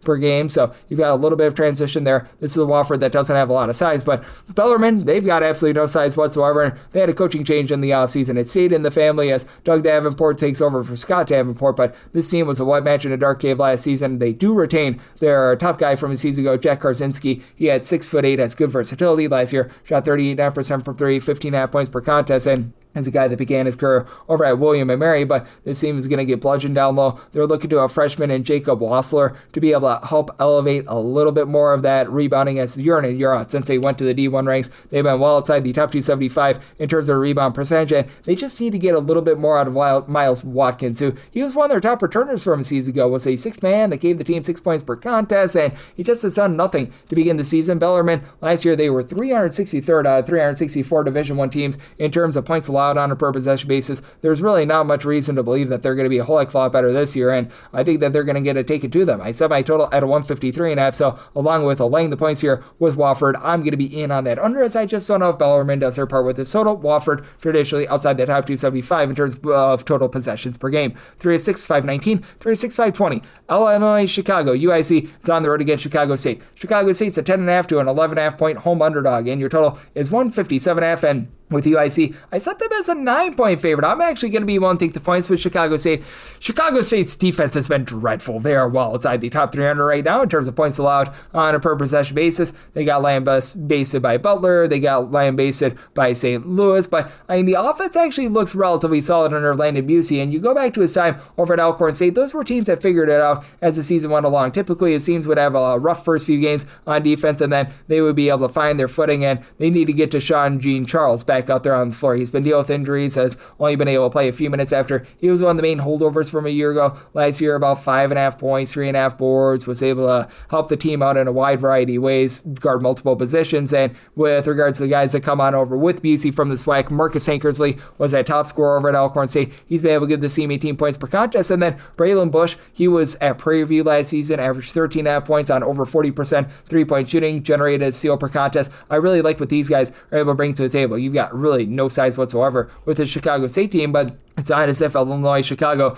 necessarily has a whole bunch of big men that are just going to completely clog the glass themselves. You've got a guy in 6'8", Antti Bajan, who he comes on over from Little Rock, where he was pretty solid over at Little Rock last season. He gave that team about 10 points, 4.5 boards, not necessarily a guy that's going to light it up from three, but good pass for a big man. He was able to give the team multiple assists per game. You've got Mekhi Lowry, who I love this guy coming on over from Towson. Not necessarily a lot of size, but will give you 5 boards, 5.5 points. Again, though not necessarily a great three-point shooter. And for UIC, they did a pretty good job in terms of guarding the three-point arc last season, but now the onus is on Ahmad Henderson to really uplift the offense after last year. He was sort of like a 1A, 1B point guard option, 11.5 points, 2.5 assists per game, shot about 34% from three-point range, but for UIC, it's been a little bit of an up-and-down season for them on the offensive side of things with turning the ball over 15 times per game. Now, to their credit, they have generated 60 turnovers in their first 3 games of the season. I don't think that that's necessarily going to be a mainstay, but I think that this has the propensity to be a little bit of a sloppier game. I know that Chicago State has been getting pounded on defense, but I think you get a lot of turnovers on both ends. Semi total 153,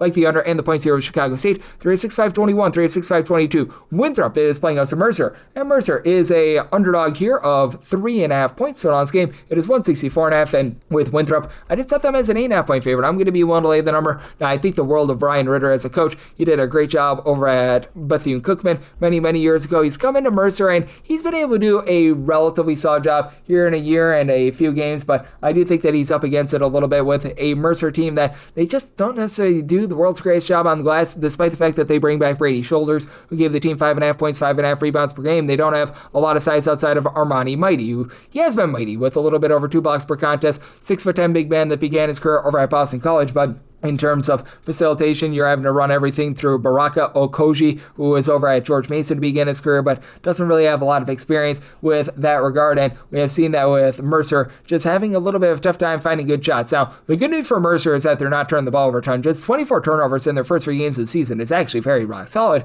That said, they just have not been able to have a lot of three-point shooting about 31.5% from the outside. They're outside the top 240 in terms of their 2-point shooting percentage, and they take on a Winthrop team that they themselves are in a bit of transition, but love the fact that they brought in Kareem Rozier. He was a nice sort of a facilitator when he was over at last season. Duquesne, he was giving the team 3 assists per contest. Not too much of a score, only about 7 to 8 points per contest, but I think that he's going to do a good job of lifting this entire team. You've got Logan Duncombe with last year. He was sort of stuck in the shadow of all the great big men that you had. Caden Talford, he was a guy that was just really good for the team for a very long time. Now, Duncombe was a former top 100 recruit that began his career at the Power Conference this level is having his chance to be able to give the team 7 rebounds per game. And Dalen Berry, who began his career over at Charlotte, last year over at Charleston Southern, put in their good numbers with 14 points per game. He's never been a great 3-point shooter, but he's been putting the team on his back, a combined 60 points in the first 3 games of the season, and we know that Winthrop loves to run. Last year, Mark Prosser's team was in the top 40 in terms of total possessions per game, and last year they got to the free throw line a ton, but they shot less than 70% of the free throw line. That's up to 76% at the charity stripe. With all the changeover that they've had, they've done a nice job in terms of being able to add a little bit more shooting, and I do think that Edward Nakomo, who he was over at New Mexico State last season, and he was able to give the team a few rebounds there. Georgia State is really where he had his heyday. He was giving the team 4.5 rebounds per contest 2 seasons ago. I think that he'll be able to elevate down low as well. So I did set my total here at a 158.5. I do think that the offense is going to be a little bit up and down here, so I'm in on the under, and I'm going to be willing to lay with Winthrop. 36-5-23, 36-5-24. UNC Greensboro is playing us to Austin Peay. The Governors of Austin Peay are a 1.5 to 2.5 point underdog. 144.5 is the total, and with Austin Peay made them a 2.5 point underdog. I'm going to be willing to take a shot on Greensboro. Now, Greensboro loses darn near everything from a season ago. They were such a good 3-point shooting team the last 2 seasons. They were in the top 70 in terms of 3-point shooting in both of those years, and it looks like that's going to be taking a pretty big leap back under Mike Jones. You ask who? I say Coach Mike Jones, but it looks like he's found something in Donald Whitehead, who comes on over from the non-D1 ranks. He's been able to give the team 45 points in the first 3 games. He's shooting 40% from 3-point, and really your lone holdover from a season ago is Tomas Kazunas, who at 6'10" last year just didn't see a lot of minutes in general, but he's been able to do a nice job giving the team about 4.5 rebounds per game. And Justin Neely, who comes on over from Albany, where he was a just mainstay for that program last year, 11.5 points. He was able to supply the team with about 5 boards per contest. He's been able to do a nice job, giving you a bit of something down low. Not a ton of size though at 6'5", and he doesn't necessarily shoot it from 3-point range. That said, on the other end, you do have an Austin Peay team that they very much are looking to play very slow and controlled. The Corey Gibson style always has this team outside the top 275 in terms of total possessions per game. They lost that do-it-all guy in LJ Thomas, but they did retain more of the ancillary pieces. Anton Brookshire, who began his career over at Missouri last year, gave the team 8.5 points, mid-30s 3-point shooter, and Tate McCubbin, who at 6'8", he's got great versatility. Last year, supplied the team with 10.5 points on 39% 3-point shooting, 5 rebounds per game. He's back in the fold as well, but with this Austin Peay team, right now, they are playing games that are just as sloppy as all heck. They're generating over 24 turnovers per game, but they themselves are turning the ball over 14 times per game, and considering they play a low-tempo style, that's causing for things to be a little bit more low scoring, and it's causing for things to be a slog. Like Air Force was unable to get past 60 points against them a few days ago. I think that things are going to start to open up a little bit as the season goes along, and you need to get more out of Rashad Marshall. He last season at Arkansas State was giving that team about 5.5 rebounds per game, and he's only seeing 13 minutes per game and only giving the team 4 boards per contest. Until they could really unlock him, I think that there's going to be a little bit of strife for this Austin Peay team. I did set my total here at a 138.5. I think that you get a slog. Greensboro typically outside the top 3 in terms of total possessions per game too, so I'm in on the under, and I'm willing to lay the small number here with Greensboro. 36-5-25, 36-5-26. George Mason plays us to New Hampshire. New Hampshire is an underdog of 22.5 points. So this game it is 146.5, and with New Hampshire, I did set them as an underdog of 20 points. I'm going to be willing to take those points.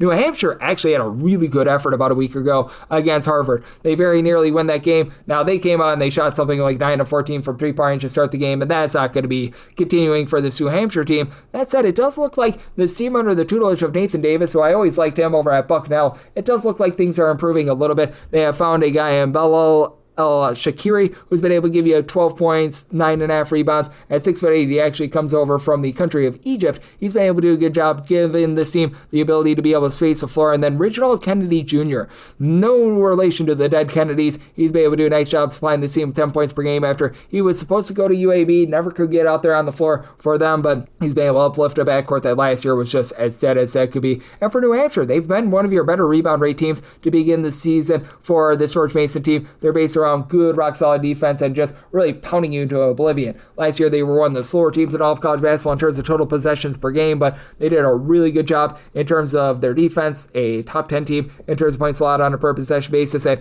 they do lose some of those main guys from a season ago, but you're bringing Corey Mincy, who was over at Presbyterian, another slow, controlled team. He was averaging 15 points per game there, and thus far, he's been able to give the team an average of 22 points per contest here in the first 3 games of the season. They've dealt with a little bit of injury to Braden O'Connor, so that's been hurting them a little bit in the backcourt. I did have to knock them a bit there, but this team should be rock solid down low. Dola Adebayo over at Mount St. Mary's last year, 6+ rebounds per game. Riley Allenpatch, he's got good versatility. At Stanford last year, he was a guy that came in off the bench, gave you 8 points on 48% three-point shooting at 6'11". Could use a little bit more rebounding than the 3 boards per contest that he provided, but also Masai Troutman, who he's dealt with a lot of injury throughout his career as well. He comes in from Northeastern, and with Troutman, he has not seen a lot of minutes ever since that game against Wofford, so again, had to dock them a little bit with that regard, but I did think that New Hampshire, with the way that they're pounding the boards this season, they hold in there. I did set my total at a 142 with all the injuries to George Mason. I'm going to take a shot on New Hampshire and the under. 306-527, 306-528. Mississippi State plays us to Southeast Louisiana. Southeast Louisiana is an underdog of 25.5 points on this game. It is 150.5, and with Southeast Louisiana, set them as a 25.5 point underdog. This opened up at a 24, and I'm still seeing a 25 out there. At 25, that's my max lay here with Mississippi State, but I am willing to lay it with Mississippi State. They just have never been a great three-point shooting team ever since you have seen the Chris Jans era begin. They've never been inside the top 270 with regards to their three-point shooting percentage, but I just think that having a matchup with Joshua Hubbard for Southeast Louisiana is going to be rough for them, as he was able to supply the team last year with 17+ points per contest. It's always been a mid-30s three-point shooter, but for Southeast Louisiana, you lose your main point guard, Jacavion Buckley, from a season ago, so you really don't have a guy to D up against him. They bring in Jalen Forrest, who he was over at Chicago State last year, supplying that team with about 12.5 points per contest. I like what he's able to bring to the table, but that's going to be really, really tough for this team to be able to duplicate what they got last season down low out of 6'11", Brody Woodbury as well. You've got Isaiah Gaines, who comes over from Radford. Last year at Radford, 4.5 points, 5 rebounds per game. Not much of a score, but is able to do an okay job on the glass. But past that, you don't really have anyone above 6'6". And for Mississippi State, when this team is really humming, they're doing a great job on the glass. Now, Tolu Smith is not going to be walking through that door or anything like that, but Quincy Ballard was able to give Wichita State 7+ boards, multiple blocks per contest last season, and Kur is someone that at 6'9", he's got good versatility. Last year, he just had a lot of injury concerns and a lot of off-the-court concerns over at Kansas State, but 2 years ago over at Stanford, 40% three-point shooter that did a good job pulling in their boards, and adding in their Jabari McGee was a really good three-point shooter over at UAB. Should be able to help out this backcourt as well. They're dealing with a bit of an injury to Jaden Epps, but even with that, 111-25 here with Mississippi State, and I did set my total here at a 147.5. I do think that Southeast Louisiana going to look to slow this game down, so in on the under, and Mississippi State 306-529, 306-530. Queens NC plays us to Sacred Heart. Sacred Heart 4.5 to 5.5 point underdogs. The total is 166 to 166.5. Made a total of a 164. I'm going to be in on the under with Sacred Heart. They have really been giving it up with regards to points, but do have a guy in Quan Hill that I really like. At 6'9" last season, he was shooting over 40% from three-point range, supplying the team with double figures. He just does a little bit of everything to help things flow with the Sacred Heart team. And then you've also got a guy in Niall Ralph Baer, who has been with the program for the last few seasons. Last year, gave the team 9.5 points. He was able to shoot 43% from three-point range. Sacred Heart last year was a top 40 team with their three-point shooting percentage. They've gotten a little bit more down low with bringing in Jan Farrell, who used to be a starter over at St. Bonaventure, spent some time over at East Carolina, so that helps elevate the program a little bit. But that said, I do think that for Queens NC, they're going to be able to do a pretty solid job down low, and they've got guys that have been in the program for a while. I do think that they would be a little bit better if they had Bryce Cash still in the program, but still, Nidsir Man is a guy that has good versatility at 6'5". He's right now giving the team 7.5 rebounds per game, shooting in the mid-30s from three-point range. Yov Berman is right now only shooting about 25% from three-point range. Last season was a 40% three-point shooter. I'm sure that he's going to get online as a little bit of a 6'5" combo player, but Chris Ashby, this is a guy that can really just take the top off of a defense. Last season, he did a nice job supplying the team with 12.5 points, shooting in the mid-30s from three-point range. Not too much of a facilitator, and that's a big question with Queens NC. What are you going to be able to get in terms of your just overall point guard position? But Avante Parker really shored things up down low after last season. They had one of the best shot blockers in all of college basketball, Malcolm Wilson. He and Gus Larson are a good 1-2 punch. Parker 2 seasons ago over at Georgia Southern, 5+ rebounds per game. Larson is a guy that's been in the system, really just didn't see a lot of minutes in general when he was over at Cal, so coming out over to Queens NC, he's now been able to get out there on the floor, and I do think that for Queens NC, they're going to be looking to gun it, but they were actually a relatively solid team in terms of guarding the three-point line last season. Right now, teams are shooting only 23% from three-point range against them. Obviously, that's going to be going northward, but did set a total as a result out of 164. I'm going to be willing to take a shot on the under, and with regards to this Queens NC team, I set them as a 6-point favorite, one to lay up to 5.5 with them. 306-531, 306-532. You've got Binghamton, and they're going to be on the road against Longwood. The Lancers of Longwood find themselves as a good-sized favorite here. You're going to be laying 13.5 to 12.5 with them. 148.5 to 149.5 is the total line with Longwood. I did set them as a 14-point favorite. Willing to lay up to 13.5 with Longwood. It's a unit that I think is really going to be a solid mid-major team this season. Probably playing second fiddle once again to High Point because they're just incredible, but for Longwood, I like the pickup of Jukoya Hutchinson. He was beginning his career over at George Washington. Last 2 years over at George Washington, about 7 points per game, mid-33-point shooter, would give out 2.5 assists per contest. That's really going to play out there in the Big South. You also bring in Jalen Bernard, who's been with the program for the last few years. Last year was a nice sort of like a off-the-bench, 5.5 points, 3 or so rebounds per game sort of guy at 6'6", 6'7", good versatility, but having Elijah Tucker in there as well, who's back after he gave this team 9.5 points, 5 boards per contest. Not really a guy that would shoot it from three-point range or anything like that, but a good low-post presence that helps out this Longwood team. And for Longwood, they've got quite a bit of experience on the roster, as well as Alfonso Billups coming on over from VCU, where at VCU just really couldn't find his footing with them, but he's a guy that throughout his career has been a mid-33-point shooter at 6'7". He's able to give some good versatility and some length along the perimeter as well, and I think that that's going to really bother a Binghamton team that we saw them against Georgetown a few nights ago give a relatively solid effort there, but this is a bunch that they lost their top rebounder in Gavin Walsh, so that hurts them quite a bit in the post. You've got Jeremiah Quigley, who comes over after he was a double-figure scorer 2 seasons ago over at Iona. Demetrius Willie last season, he was able to supply about 5.5, 6 rebounds per game when he was over at LaSalle. Not necessarily the greatest scorer, and you need Jackson Bengini to be able to get online. He was over at Stony 2 years ago, where he was averaging 11.5 points per contest. Last year at Binghamton, he was injured, and he's looking to really be able to find that shooting form. But for Binghamton, they're one of the worst teams in all of college basketball in terms of being able to generate turnovers. That's always been the kryptonite of Longwood, is taking care of the ball. And right now for Binghamton, they have generated a whopping, not even kidding here, 28 turnovers in their first 4 games. That's second worst in all of college basketball. And I do think that Longwood being able to get those clean possessions allows them to be able to get the job done and have this game played at sort of their tenor. So semi-total 146 like the under, and I'm willing to lay up to 13.5 here with Longwood 306-533, 306-534. Arkansas Pine Bluff is on the road against Vanderbilt. Vanderbilt's a 41.5 point favorite. Your total is 175.5, and I'm going to be willing to take an under here. I semi-total 170.5, and for Arkansas Pine Bluff, they're not going to be great on defense. Last year, bottom 5 in the country in terms of points allowed on a per possession basis, but Pine Bluff last year was a top 40 team in terms of total possessions per game. They were looking to gun it. They are way down with regards to total tempo this year. They're well outside the top 225 in terms of total possessions per game, and everyone looks at Vanderbilt and they look at the just absolutely incredible scoring that they've been putting in there. This is a Vanderbilt team that under Mike Byington, I do think that they're going to be really good at generating turnovers. We saw that when he was over at James Madison in the past, and I know that they gave up over 80 points to Central Florida, but that's a Central Florida team that's very much looking to play up and down, and it's a Vanderbilt unit that you bring back Tyler Nickel, a guy that gave the team some nice contributions last year. He's right now putting in their double figures for them this year. I really like what I've seen out of Tyler Tanner, who last season, he didn't have too much role on the scene, 5.5 points. He didn't necessarily shoot it well from 3-pointers, but he's really elevated his outside shooting. Duke Miles, who was over at Oklahoma last season, he was in the Big South 2 seasons ago. He's been rock solid, and you do have that guy that's able to generate those turnovers from Frankie Collins, and the team is much better down low with Devin McLaughlin, their top rebounder back from seasons ago, and you also bring in Jalen Washington. But I'm going to be willing to take the points here with Pine Bluff because they bring in Keon Williams, who he last season was actually the top scorer over at Abilene Christian. He joins a program late August, early September, because he got kicked off the program. I know that he had something going on off the court, but he and Jaquan Scott, and Scott, he was over at UTSA meet for the Roadrunners. Small 6-game sample size last season, but he was good for them. He was putting in their 7.5 points. He was shooting 44% from 3. These are 2 guys that are very good for this Pine Bluff team. Now, it's what you're going to be able to get around them. That's a big question mark. You've got a guy, Milan Charles, who's come up from the non-D1 ranks at 6'7". He's got a little bit of versatility. They've been dealing with quite a few injuries that have been hurting them. A guy like an Anthony Sellers is someone that they're hoping can be able to get out there on the floor, be able to help them, give them just a little bit of something, but I do think that for Pine Bluff, they're being a little bit disrespected, and they're trying to turn over a new leaf and just play a little bit more defense in general. This is a Pine Bluff team that they're not going to win this game or anything like that, but we saw them get a quality cover against Portland in the beginning part of the season. They were able to cover that game as well when they took on Oklahoma, and I think that this number's gone a little bit too big. Semi-total 170.5 like the under, and the points here with Pine Bluff, 306-535, 306-536.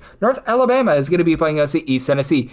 ETSU finds themselves as the road 1.5 point favorite. Total on this game, it is 1 45.5 and did semi-total 144.5. I do like the under, but for North Alabama, I actually set them as a 4.5 point favorite. I like them outright on the money line. For North Alabama, a very spirited effort to begin the season against Mississippi State. I know that game in the final 10 or so minutes they get away from them, but they were having a lead of like 6 or 8 points with about 15 minutes remaining, and I love the fact that they bring back Cornelius Williams, who he's going to be able to own the glass, as East Tennessee is typically a really good team on the boards, but they lose so many of those good pieces like Karan Boyd and company from a season ago, and bringing back Williams, who gave the team over 9 rebounds per game a season ago, right now through 3 games, small sample size, 19.3 points, 13.7 rebounds per game. He's going to be able to own the glass in this one, and having Dallas Howell back is big. 2 years ago for this program, he was supplying 8.5 points, shooting 35% for 3, 5 rebounds per game as a 6'7" do-it-all sort of guy, and for East Tennessee, they're going to be looking to some good facilitation out of Mr. Strothers, as you've got Alan Strothers back. He's never been too much of a scorer, career about 3.5 point per game guy, but he'll give you 2.5 assists per game. Cam Morris is looking to restore the roar a little bit more down low. He was over at UMass Lowell a season ago, where he supplied that team with about 8.5 points, threw in there 4.5, 5 rebounds per game. He's able to pop it from 3, career 32.5% 3-point shooter. ETSU has always had a little bit of a tough time with regards to 3-point shooting, was able to be a bit better last season, and having a do-it-all guy in Brian Taylor, who helped lead SIU Edwardsville to the NCAA tournament last year. He was giving that team about 12 points per contest. He was able to shoot about 45% from 3-point range. I don't think that that's necessarily going to be a mainstay, but that helps this team out quite a bit. That said, I do think that with the way that this North Alabama team should be able to own things down low, I know that they lost a lot of their backcourt from a season ago, but I think that they're trying to be a little bit more defense-oriented under Tony Pujols. I think that they're going to have success here. Set my line to where I made them the 4.5 point favorite, so like North Alabama on the money line and the under. 306-537, 306-538 from Greenbrier Colonial Hall. Neutral court game between Wright State and Radford. Radford right now finds themselves at 6.5 to 7.5 point favorites. So on this game, it is 158.5, and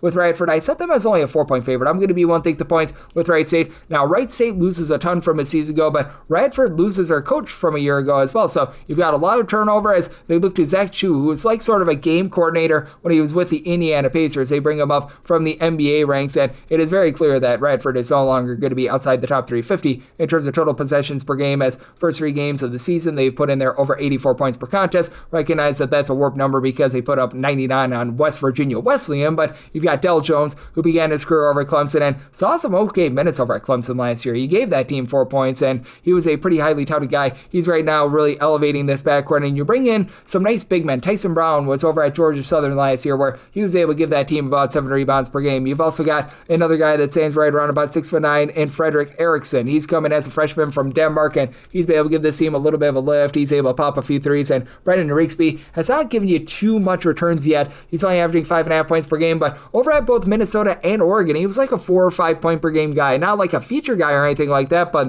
I like his overall game. And then on the flip side for Wright State, you do lose a few guys from that backcourt. Alex Garcia was big. Keaton Norris, he was rock solid as well. But Michael Emerouge, he's back after he last season gave this team like 7 points per contest. He's one of their main holdovers. He's able to supply the team with 5 rebounds per game for a Wright State team that they were rough with regards to their defense, well outside the top 250 in terms of points allowed on a per possession basis. And it looks like they're going to try to change that around as they bring out in Brian Entaminu, who is a very nice piece over at Merrimack last year. Gave that team a little bit over 2.5 blocks, 5 boards. He's able to generate steals, so he's able to be very versatile as a big man. Not necessarily going to be a guy, though, that puts it in there from 3-point ranges. Michael Cooper has really been your main guard thus far. He's been shooting over 40% from 3, a freshman that they feel relatively good about. And then Logan Woods has been one of the mainstays for the team as well. Last season as a starter, shot 46% from 3, but I mean, that was more playing off the ball. He's not really a guy that's going to create his own shot, but when you've got a guy that is able to, he's really able to light it up. So they're going to need to find a little bit more with regards to that point guard spot, as they have not been able to do so thus far. But for this Wright State team, they do look to be quite a bit better on defense, and I think that Radford is still trying to find their footing a little bit as well. This is a strange neutral court game, so I think that the sidelines are going to be offset by total at a 150. I like the under and the points here with Wright State. 306-539, 306-540. Mercyhurst plays us at Morgan State. Morgan State, a 6.5 point underdog. So on this game between 144.5 to 145, and it's at Mercyhurst as a 4.5 point favorite. So being able to get above 5 points, I'm going to be willing to take the points with Morgan Morgan State. Now for Morgan State, it's been a team that traditionally has been very bad with regards to their interior defense. They've left a little bit of something to be desired there, but you've got the 7-footer in Christian Oliver, who's back in the fold, and then you've got 6'10" Marlon Harris, who I think is going to be able to give a bit of something as well. After last season, he was limited to 14 games, but when he was out there on the floor, he was able to give the team a block, about 4 to 5 points per game. So I do think that this Morgan State team is going to be quite a bit better on the interior, and then you've got Rob Lawson back in the backcourt. Lawson last season, he supplied the team with about 7.5 points per game. It's been only about a career 32% three-point shooter, but he helps you give you some facilitation, and that's big because Alfred Worrell, who comes over from Southern Miss, he's a guy that does a nice job in terms of being able to play off the ball. Last year, came in off the bench, gave the team 6.5 points, was a pretty solid shooter. He shot 86% to charity stripe, mid-30s from three-point range. That's something that Morgan State very direly needed, and for Mercier's, very nice triumph. The fact that they were able to take down Loyola Chicago. I think we're finding out that Loyola Chicago is just not a very good team this season, so there's that aspect of things, and for Mercier's, it's a team that doesn't really have a lot of size, so I do think that Morgan State has a chance to be able to win the battle down low. As you do have Michaelis Ivanauskas, he's a guy that stayed with the program from last season. He had 6'8", is able to give you a little bit of three-point shooting. Last year, gave that team about 4 to 5 rebounds per game. He's their main guy down low, and this is a team that brought back Bernie Blunt from the backcourt last season. He's that main holdover, and he's been supplying the team with 18 points per game, but Mercier's last year was outside the top 3 in terms of both points scored and points allowed on a per possession basis. They're locking it down from 3-point range, but they themselves are only shooting 27.5% from 3 with a Morgan State team that appears to be much stronger down low rather than with regards to their offense. I do think that bodes well for them holding in there. Morgan State, traditionally an up-tempo team in the top 50 in terms of total possessions per game. Mercier's in the bottom 50 in terms of total possessions per game. So very interesting circumstance here. As a result, I set my total 148.5. I think that things get sped up a little bit more. I'm in on the over and the points here with Morgan State 3 at 6.541, 3 at 6.542. NJIT plays us to Fairleigh Dickinson. Fairleigh Dickinson hopes to be fairly priced as 1.5 point underdogs. So this game, it is 146.5. Set NJIT is a 4-point favorite. I'm going to be willing to take a shot on them. Fairleigh Dickinson is looking to turn over a little bit of a new leaf. They've got much more size than they had just a season ago, and for Fairleigh Dickinson, you may recall when they won that game against Purdue in the NCAA tournament, they were famously one of the smallest teams in all of college basketball that season. They've been able to add a little bit more size into the mix, so that helps them out quite a bit, but that said, I do think that this is going to be a Fairleigh Dickinson team that struggles quite a bit in terms of that backcourt, as they did lose a 20-point per game scorer in Terrence Brown, though they did bring in Tashad Jackson, who, if you look at what he did when he was over at VMI 2 seasons ago, 2023-24 campaign, 10.5 points, 10.5 rebounds per game. Now, has never been a guy that's really popped it from 3 and 6'4". He's relatively undersized, so that hurts him a little bit, but you do have a 7-footer in Cyril Martinoff, who he began his career over at Georgia Tech and Eastern Michigan, just has never really been able to find minutes no matter where he's went there, hoping that he's going to be able to develop as a little bit of a big man. And then Noah Melson, a 6'6" combo player, he was over at Chattanooga last year, was able to give the team some relatively solid 3-point shooting, about 4 to 5 points per contest, but when it comes to NJIT, despite the fact that they did lose a few pieces from a season ago, and they've been dealing with some injuries of their own. Sebastian Robinson, really their top returning scorer, he was a double-figure scorer a season ago for them. He's been out of the fold. They still have been able to put up a nice effort. They did a nice job holding Fordham to less than 65 points. They find a way to be able to get the job done on the road to begin the season, and you've had Ari Fulton stay with the program. He was averaging about 7 to 8 points per game a season ago. He's been able to do a nice job in terms of supplying the team with about 12.5 points in the interim. For NJIT, still leaving quite a bit of something to be desired, well outside the top 275 in terms of points scored on a per possession basis, but the defense has been locking down. Last year they were a pretty good 3-point shooting defense, and that's been even better thus far this season. Teams are shooting 25% from 3 against them. I do think that that's going to be going northward a little bit, but they've also been able to do a rock solid job in terms of not allowing you good looks on the interior as well. Now that's at the cost of giving up a lot of second and third chances, but despite the fact that Fairleigh Dickinson brought in all the size that they have, they've still been a team that's been getting plastered on the glass. So it's about line of 4. I'm going to be willing to lay with NJIT, and I do think that Fairleigh Dickinson going to be staying true to their up-tempo style. They've been giving up over 91 points per game, so set a total of a 150. I'm in on the over. 3 at 6.543, 3 at 6.544. Texas State plays us at Texas Southern. In the Battle of Texas, Texas State is a 6.5 to a 7.5 point favorite, and your total, it is 147.5 to 148.5, and I did set a total here of a 149. I like the over, and Texas State I set as a 15-point favorite. I'm going to be willing to lay the number now. Texas State does lose quite a bit from the backcourt from the season ago when they were were one of the better three-point shooting teams in mid-major basketball. They just don't take a lot of threes. I'm not sure why. They're outside the top 3 in terms of percentage of their shots that came from three-point range, but they did retain Mark Drone along Caden Gums. When Drone was out there on the floor last season, he was limited to fewer than 10 games. He was giving the team 10 points. Very highly touted junior college transfer, and he's been able to give the team about 10 points per contest this season, and Gums is a bit of a do-it-all guy. 4 assists, 11 points, steal and a half, 3.5 rebounds, was able to shoot about 37% from three-point range a season ago. I absolutely love what he's able to bring to the table for this unit. And then with Texas State, they've always been a relatively strong team on the glass. You don't necessarily have that one-star guy on the boards this season, but DJ Hull's come up from the non-D1 ranks. He is a guy that at 6'7" has been able to get the team right around about 5.5 rebounds per game, and they brought in compound transfers. Jalen Bolden was a double-figure scorer with about 5 to 6 rebounds per game over at Louisiana Monroe last season, and Mekhi Willis, what's up Willis? He's got good versatility. At 6'9" last season, he supplied that team with 10.5 points, shot in the mid-30s from three-point range, and for Texas Southern, they just have been playing bad defense. Even last year, they were outside the top 275 in terms of points allowed on a per-possession basis. Johnny Jones's squad actually had a pretty spirited effort against Samford a few nights ago, losing that game 93-90 in overtime, but they just have not been able to find a lot of three-point shooting. They've been looking to Alex Anderson to be able to help guide the offense after he 2 seasons ago was pretty solid over at Incarnate Word with 11 points per contest, was limited to just 10 games last season, so that really started his growth in terms of being a main facilitator for the team after at Incarnate Word and Alabama State. He averaged over 2.9 assists per game at both of those stops, but has not really been able to take over that main handling role for Texas Southern this season, and as a result, Texas Southern has been absolutely losing the battle in terms of turnovers. They've had 15 more turnovers than their opponents in the first 3 games of the season. Now, they're shooting in the mid-30s from three-point range, but they're also outside the top 300 in terms of their two-point shooting percentage. They used to be a really good team on the glass, and they seem to have lost that. You need Kobe Granger to be giving you more than 2.5 rebounds per game. Now, Troy Hupstead has been really good after he was over at UT Arlington last season, couldn't get out there on the floor 2 years ago, was that main rebounder with about 8.5 boards per contest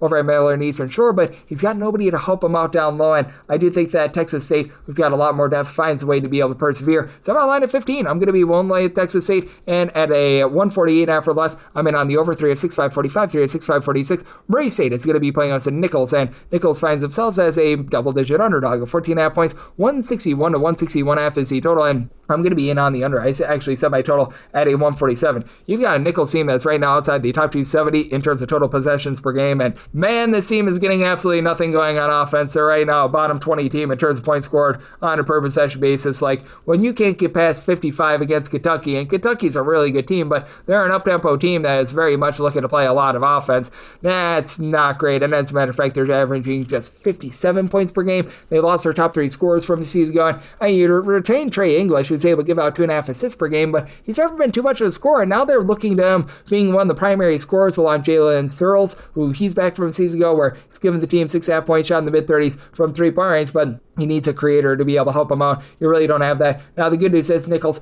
is doing a relatively solid job generating about 12.5 turnovers per game. The bad news is this is a team that really doesn't have a ton of size. You lose Jamal West, who was so solid for them for a season ago. So Sincere Malone, who began his career over at Eastern Illinois, he needs to be Mr. Do-It-All. When he was over at Eastern Illinois about 2 years ago, he was during the 2022-23 season doing it all, 6.5 points, 2 steals, 5 rebounds per game, but it's never been a great three-point shooter. And then on the flip side for Murray State, they should be able to absolutely dominate things down low. Frederick King, he's a true 7-footer that began his career over at Creighton for Ryan Miller, who he comes on over from Creighton, where he was an assistant coach for them. He should be able to give this team quite a bit of something down low. Missed the first game of the season, but he's been averaging 7 rebounds per game. And for Murray State, this has been a up-tempo team, top 20 team in terms of total possessions per game. But do you think that they get slowed down a little bit by a Nichols team that is able to generate some turnovers? Now, Murray State, they themselves have been averaging 17 turnovers per game, and they've actually been a really good defense. If you look at just points allowed on a per possession basis at home, they're a top 20 team with that regard right now. Roma Dean, who is over at Fordham, he's got size at 6'7". He's been able to give you some boards, and you've got a backcourt that involves Mason Miller. He comes on over with Ryan Miller from Creighton, where 2 years ago he was shooting over 40% from 3, and then Javon Jackson, he was one of the main guys over at Illinois Chicago last year, 11.5 points, 2.5 assists, was able to shoot only about 30% for three-point last season. 2 years ago was more of a 38% three-point shooter. These guys really help uplift and elevate the backcourt, and I do think that for Murray State, they do a nice job of being able to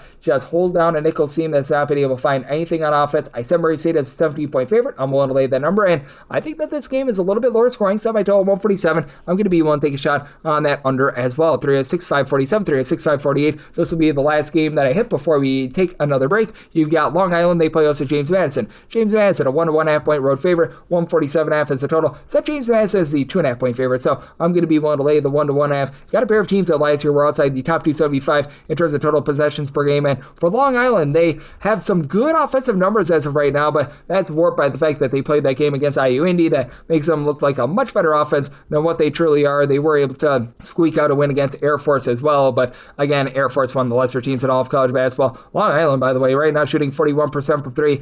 We should see that go downward. You've got a guy in Malachi Davis who's really taken a little bit of a backseat after he averaged 17 points per game last season. Was never really the greatest three-point shooter, but he's doing a nice job helping flow some good, clean offense. And you've had Greg Gecko-Gordon, who was a 14-plus point per game scorer 2 seasons ago over at Iona, really take the keys to the car. 16 points, 5 assists, 2.5 steals per contest. Love what he's bringing to the table. And then you've got a guy in Cedric Lassou, who was a 6-plus rebound per game guy 8 seasons ago. Do a pretty solid job on the glass, but you also bring in Isaiah Miranda, who is a true 7-footer and was a former top 250 recruit of Oklahoma State, spent some time at UW Green Bay. He's been able to actually shoot a few threes for this team, but I do think that James Madison, who they bring back Eddie Ricks from a season ago, he actually followed Preston Spradlin on over to Murray State. He's going to help them win the battle down low. And Preston Fowler, he, along with Ricks, and Fowler is a true freshman, they've been able to combine for 12 rebounds per game. It's taken a little bit of time for this new look backcourt of James Madison to really be able to find their sea legs, but it does look like they've been able to bust through as Cliff Davis, who was a 10-plus point per game scorer out there in the Southland over at Northwestern State, and Bradley Douglas, who he was able to, at Georgia Southern last year, put in their 12.5 points per contest. They've really found sort of that blend because both of these guys are used to having the ball in their hands quite a bit. I do think that for James Madison, they're going to do a nice job on defense. They need to cut down on the 13 turnovers per game, and for Long Island last year, they were a pretty solid team in terms of generating turnovers thus far this season. They've generated a little bit over 15 per contest. Again, that IU Indy game, that is a little bit of an outlier that is causing things to be a little bit warped, but that said, I do think that James Madison finds a way to get the job done. Made by total 142.5, like the under, and James Madison, I'm willing to lay up to 2 with them. And now we will hit the final games on the flip side right here on Coast to Coast Seats with myself, Greg Peterson, now a part of the Decent Family Podcast. Life is unpredictable, but preparing for the unexpected shouldn't be. Take ownership of your life planning with Policy Genius to help your loved ones have a financial safety net in case something happens to you. They offer life insurance policies starting at just $276 a year for $1 million in coverage. Don't wait for life to make other plans. Protect your family today. Head to PolicyGenius.com. That's PolicyGenius.com. And we're back here in lovely Las Vegas for Coast to Coast Hoops with myself, Greg Peterson, now part of the Decent Family Podcast. We're getting down to the end of the board. I believe that we've got 5 games remaining. Let's get you guys these picks and winners as we resume with the bonus in our bank shots. The normal betting board picks are complete, but there are some extra games today, so we go into the bonus. 3-6-5-49, 3-6-5-50. Louisiana Tech is going to be playing us to Jackson State. Jackson State is an underdog of 8.5 points. Total on this game, you're getting it at a 145.5. I'm seeing a straight 148.5 out there as well, so a little bit of variance there. I did set mine at a 145.5, so 146 or higher, I'm going to be in on that total under for Jackson State. They've had a little bit of a tough time getting their offense going, as you do have a really good backcourt. You got a guy in Deshaun Ruffin that actually was a starter over at Ole Miss a few seasons ago, former McDonald's All-American, and he's been able to get the team 17 points per game, but not a lot of size out of him. Devin Ree, who he actually did begin his career over at Louisiana Tech. He played a little bit at Louisville as well, former top 100 recruit. He comes in over at Louisiana Tech a year ago. He gave that team about 4 points, 3 rebounds per contest, but you don't necessarily have a ton of just rock solid size with that regard. And as a result, I did set Louisiana Tech as a favorite of 9.5 points. I'm going to be willing to lay the number with Louisiana Tech. They've always been good down low. Now, you don't have Daniel Batcho from a season ago, but you've got Kylan Housey, who he comes over from the great state of Mississippi, and he's come in from the non-D1 ranks. He's been able to give you about 6 rebounds per game. And then Avery Thomas, he's another guy that comes up from the non-Division 1 ranks. He's done a really good job in terms of supplying the team with 12 points, 5 boards in the first few games of the season. Now, the team had a really tough time on offense. Night number 1 when they were going up against Nevada, but Caden Cooper, who began his career over at Oklahoma, he should be able to uplift this team after he was a nice starter for the team a year ago. 9.5 points, 7.5 boards, steal and a half per contest. Not necessarily a great 3-point shooter. And Louisiana Tech probably just going to be leaving something to be desired from 3-point range in general this season. But for Louisiana Tech, they've also done a nice job being a top 50 team in terms of opponents' 2-point shooting percentage. They've done a nice job on the glass thus far. They're generating some turnovers, and I think that that's going to take it out of Jackson State team that they're just very much undersized, and I think that it's going to be a bit of bully ball. So did set my line at a 145.5. I like the under, and with Louisiana Tech, 1 to lay up to 9 with them. 36-5-51, 36-5-52. UNC Wilmington is playing us at USC Upstate. Upstate is a 12.5 to a 13.5 point dog, and your total between 158.5 to 160.5. I set Upstate as a 20.5 point underdog. I'm going to be 1 to lay it with UNC Wilmington. Now, Wilmington has really not played any Division I competition other than that lone game that they played against Kent State to begin the season, so there's that aspect of things. But that said, this was a team that was 21st in the country with regards to rebound percentage a season ago, and for Wilmington, while you do lose a 7-footer in Harlan Obina from a year ago, they did a nice job of being able to recruit within their own conference. You've got Patrick Wessler, who began his career over at Virginia Tech, a former top 250 recruit that should be able to give the team some nice spark down low, and did see some meaningful minutes over at Virginia Tech a season ago as well. And then you bring in to pair with Nolan Hodge one of your main holdovers from a season ago, Madison Dewar. Dewar was over at Monmouth, and he was a nice 12.5 point per game scorer for them last year, shot 38% from 3-point range. Wilmington was also a top 45 team in terms of points scored on a per possession basis, and they bring in from Towson Christian May to be able to give them some rough and tumble. 2 years ago, it was a double-figure score. Last year, 7.5 points, 4 boards. Has always been a solid 34% 3-point shooter, and for this Upstate team, congratulations to them on knocking out Fresno State, but I think that just speaks how bad Fresno State is rather than how good this Upstate team is. Upstate still having a really tough time taking care of the ball. Against D1 competition, they've been outside the top 340 in terms of ball security. This is a unit that has been very lucky with their opponents shooting 58% at the free throw line. That's not going to be continuing. Now, they've done a better job of being able to guard the 3-point line, and I do like the fact that they brought back Carmelo Atkins along Kamani Gregory. These guys are combining for about 31 points per contest to begin the season, but they just don't have a ton down low. I do like Lyric Davis, a former top 300 recruit of Tennessee State along with UW Milwaukee. Couldn't never really find a lot of minutes there, but this is a completely outgunned team down low with really nobody above 6'7" seeing meaningful minutes, and I do think that Wilmington going to be able to own the boards and own this game. Set my line at 20. I'm going to be willing to lay the number. Upstate has been a brutal defense, but at the same time, their 39% 3-point shooting I think is due them for massive regression, like the under, and I like Wilmington here. 36-5-53, 36-5-54. Bethune-Cookman is going to be on the road against Dayton. Dayton's a 17.5 to an 18.5 point favorite. 147 after 148.5 is the total line. Made my total a 147, so I'm in on the under. Dayton traditionally under Anthony Grant outside the top 275 in terms of total possessions per game. And Bethune-Cookman's numbers are a little bit warped by the fact that they did play that overtime game to begin the season against Auburn, and this Bethune-Cookman team has quite a bit of talent on there. I mean, when you've got a guy in Ontario Morris, his former top 25 recruit, has had some issues off the court, but Texas and Kansas wanted him. That's big. He's been able to give the team 15 points per contest, and then you team up a pair of guys that played with one another in Zion Harmon along with Jacoby Heady. Now, we have not seen Harmon out there on the floor, and I don't think he's listed on the roster. I don't know what's been happening with him, but I've just had to rule him out until further notice. But Jacoby Heady, he's a rock-solid guy who 2 seasons ago when he was over at Bethune-Cookman was giving you multiple turnovers per contest, and he teams up with his brother in Quinton Heady as well, as Quinton was a really good non-Division I player, so you've got these 2 guys that I think are going to be able to do a really good job of just being able to play with one another. And then down low, you've got a guy, Daniel Ruzon, who last year gave the team 6+ rebounds per game. I did as a result of my line at 15. I'm going to be able to take those points. Now with Dayton, you've got a backcourt that I think is doing for some positivity with their 3-point shooting after they couldn't hit the broadside of a barn a few nights ago against Cincinnati.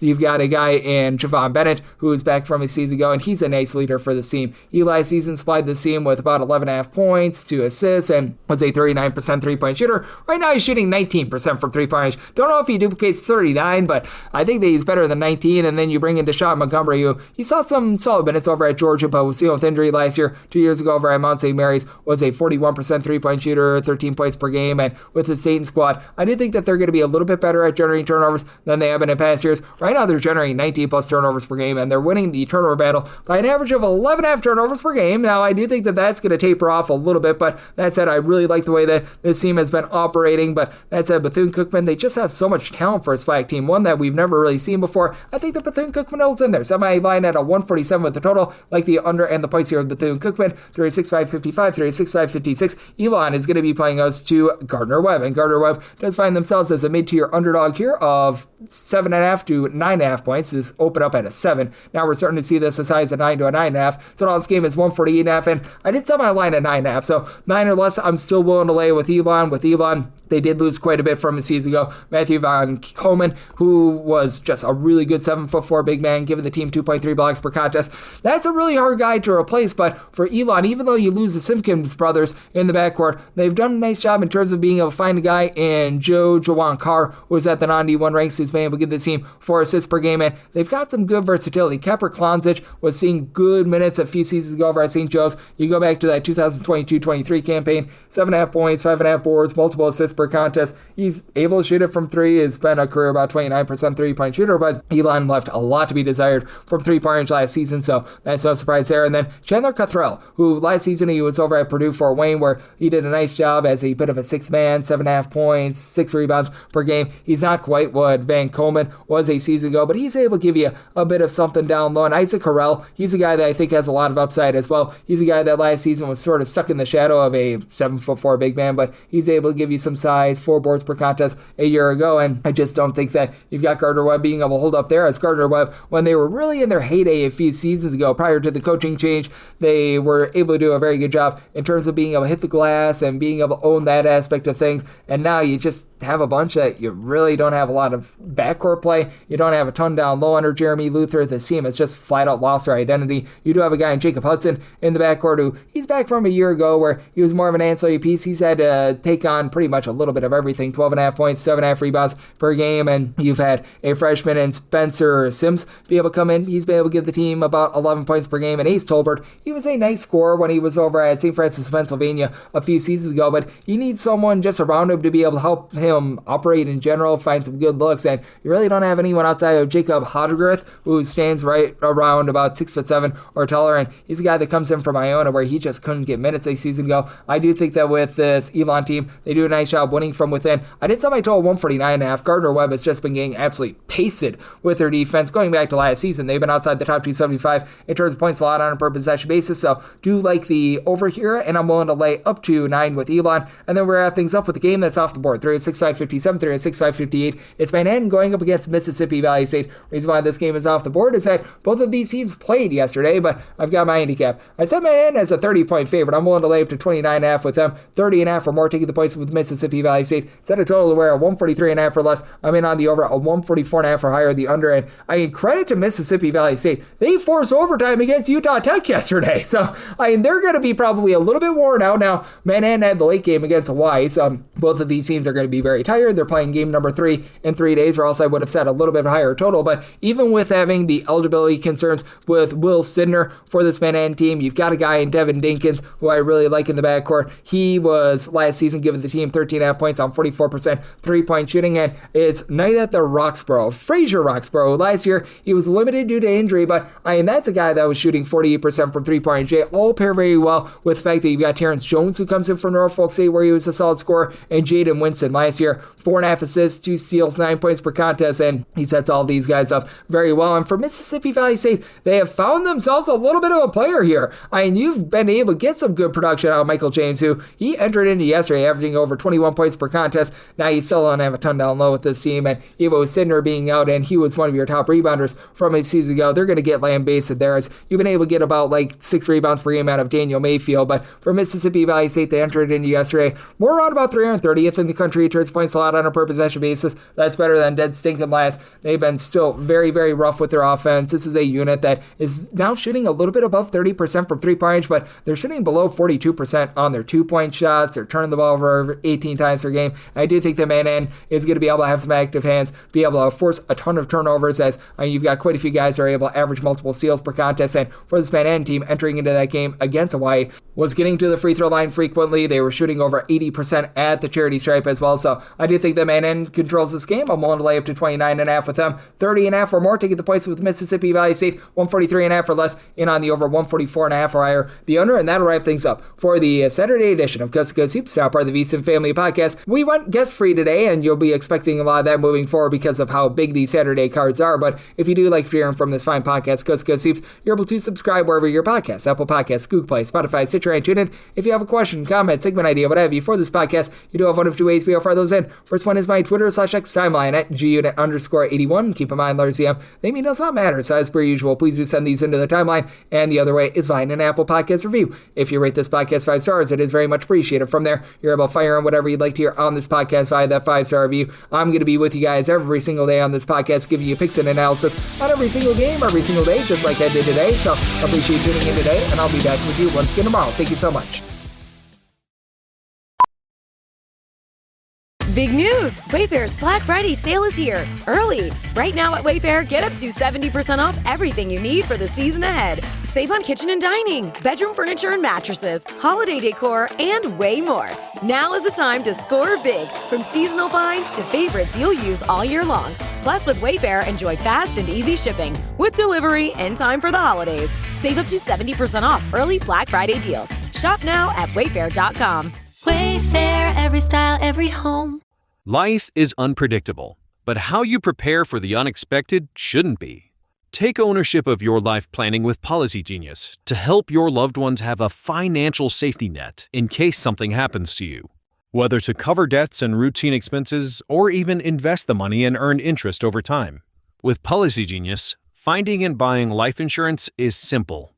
You can compare quotes from top insurers and could find coverage that fits your needs and your budget. Plus, they offer life insurance policies starting at just $276 a year for $1 million in coverage. It's an easy way to feel good about and plan for the future. No wonder Policy Genius is the country's leading online insurance marketplace. Don't wait for life to make other plans. Protect your family today. Head to PolicyGenius.com to compare top-rated life insurance policies, get your lowest quote, and make a smart move in under 10 minutes. That's PolicyGenius.com.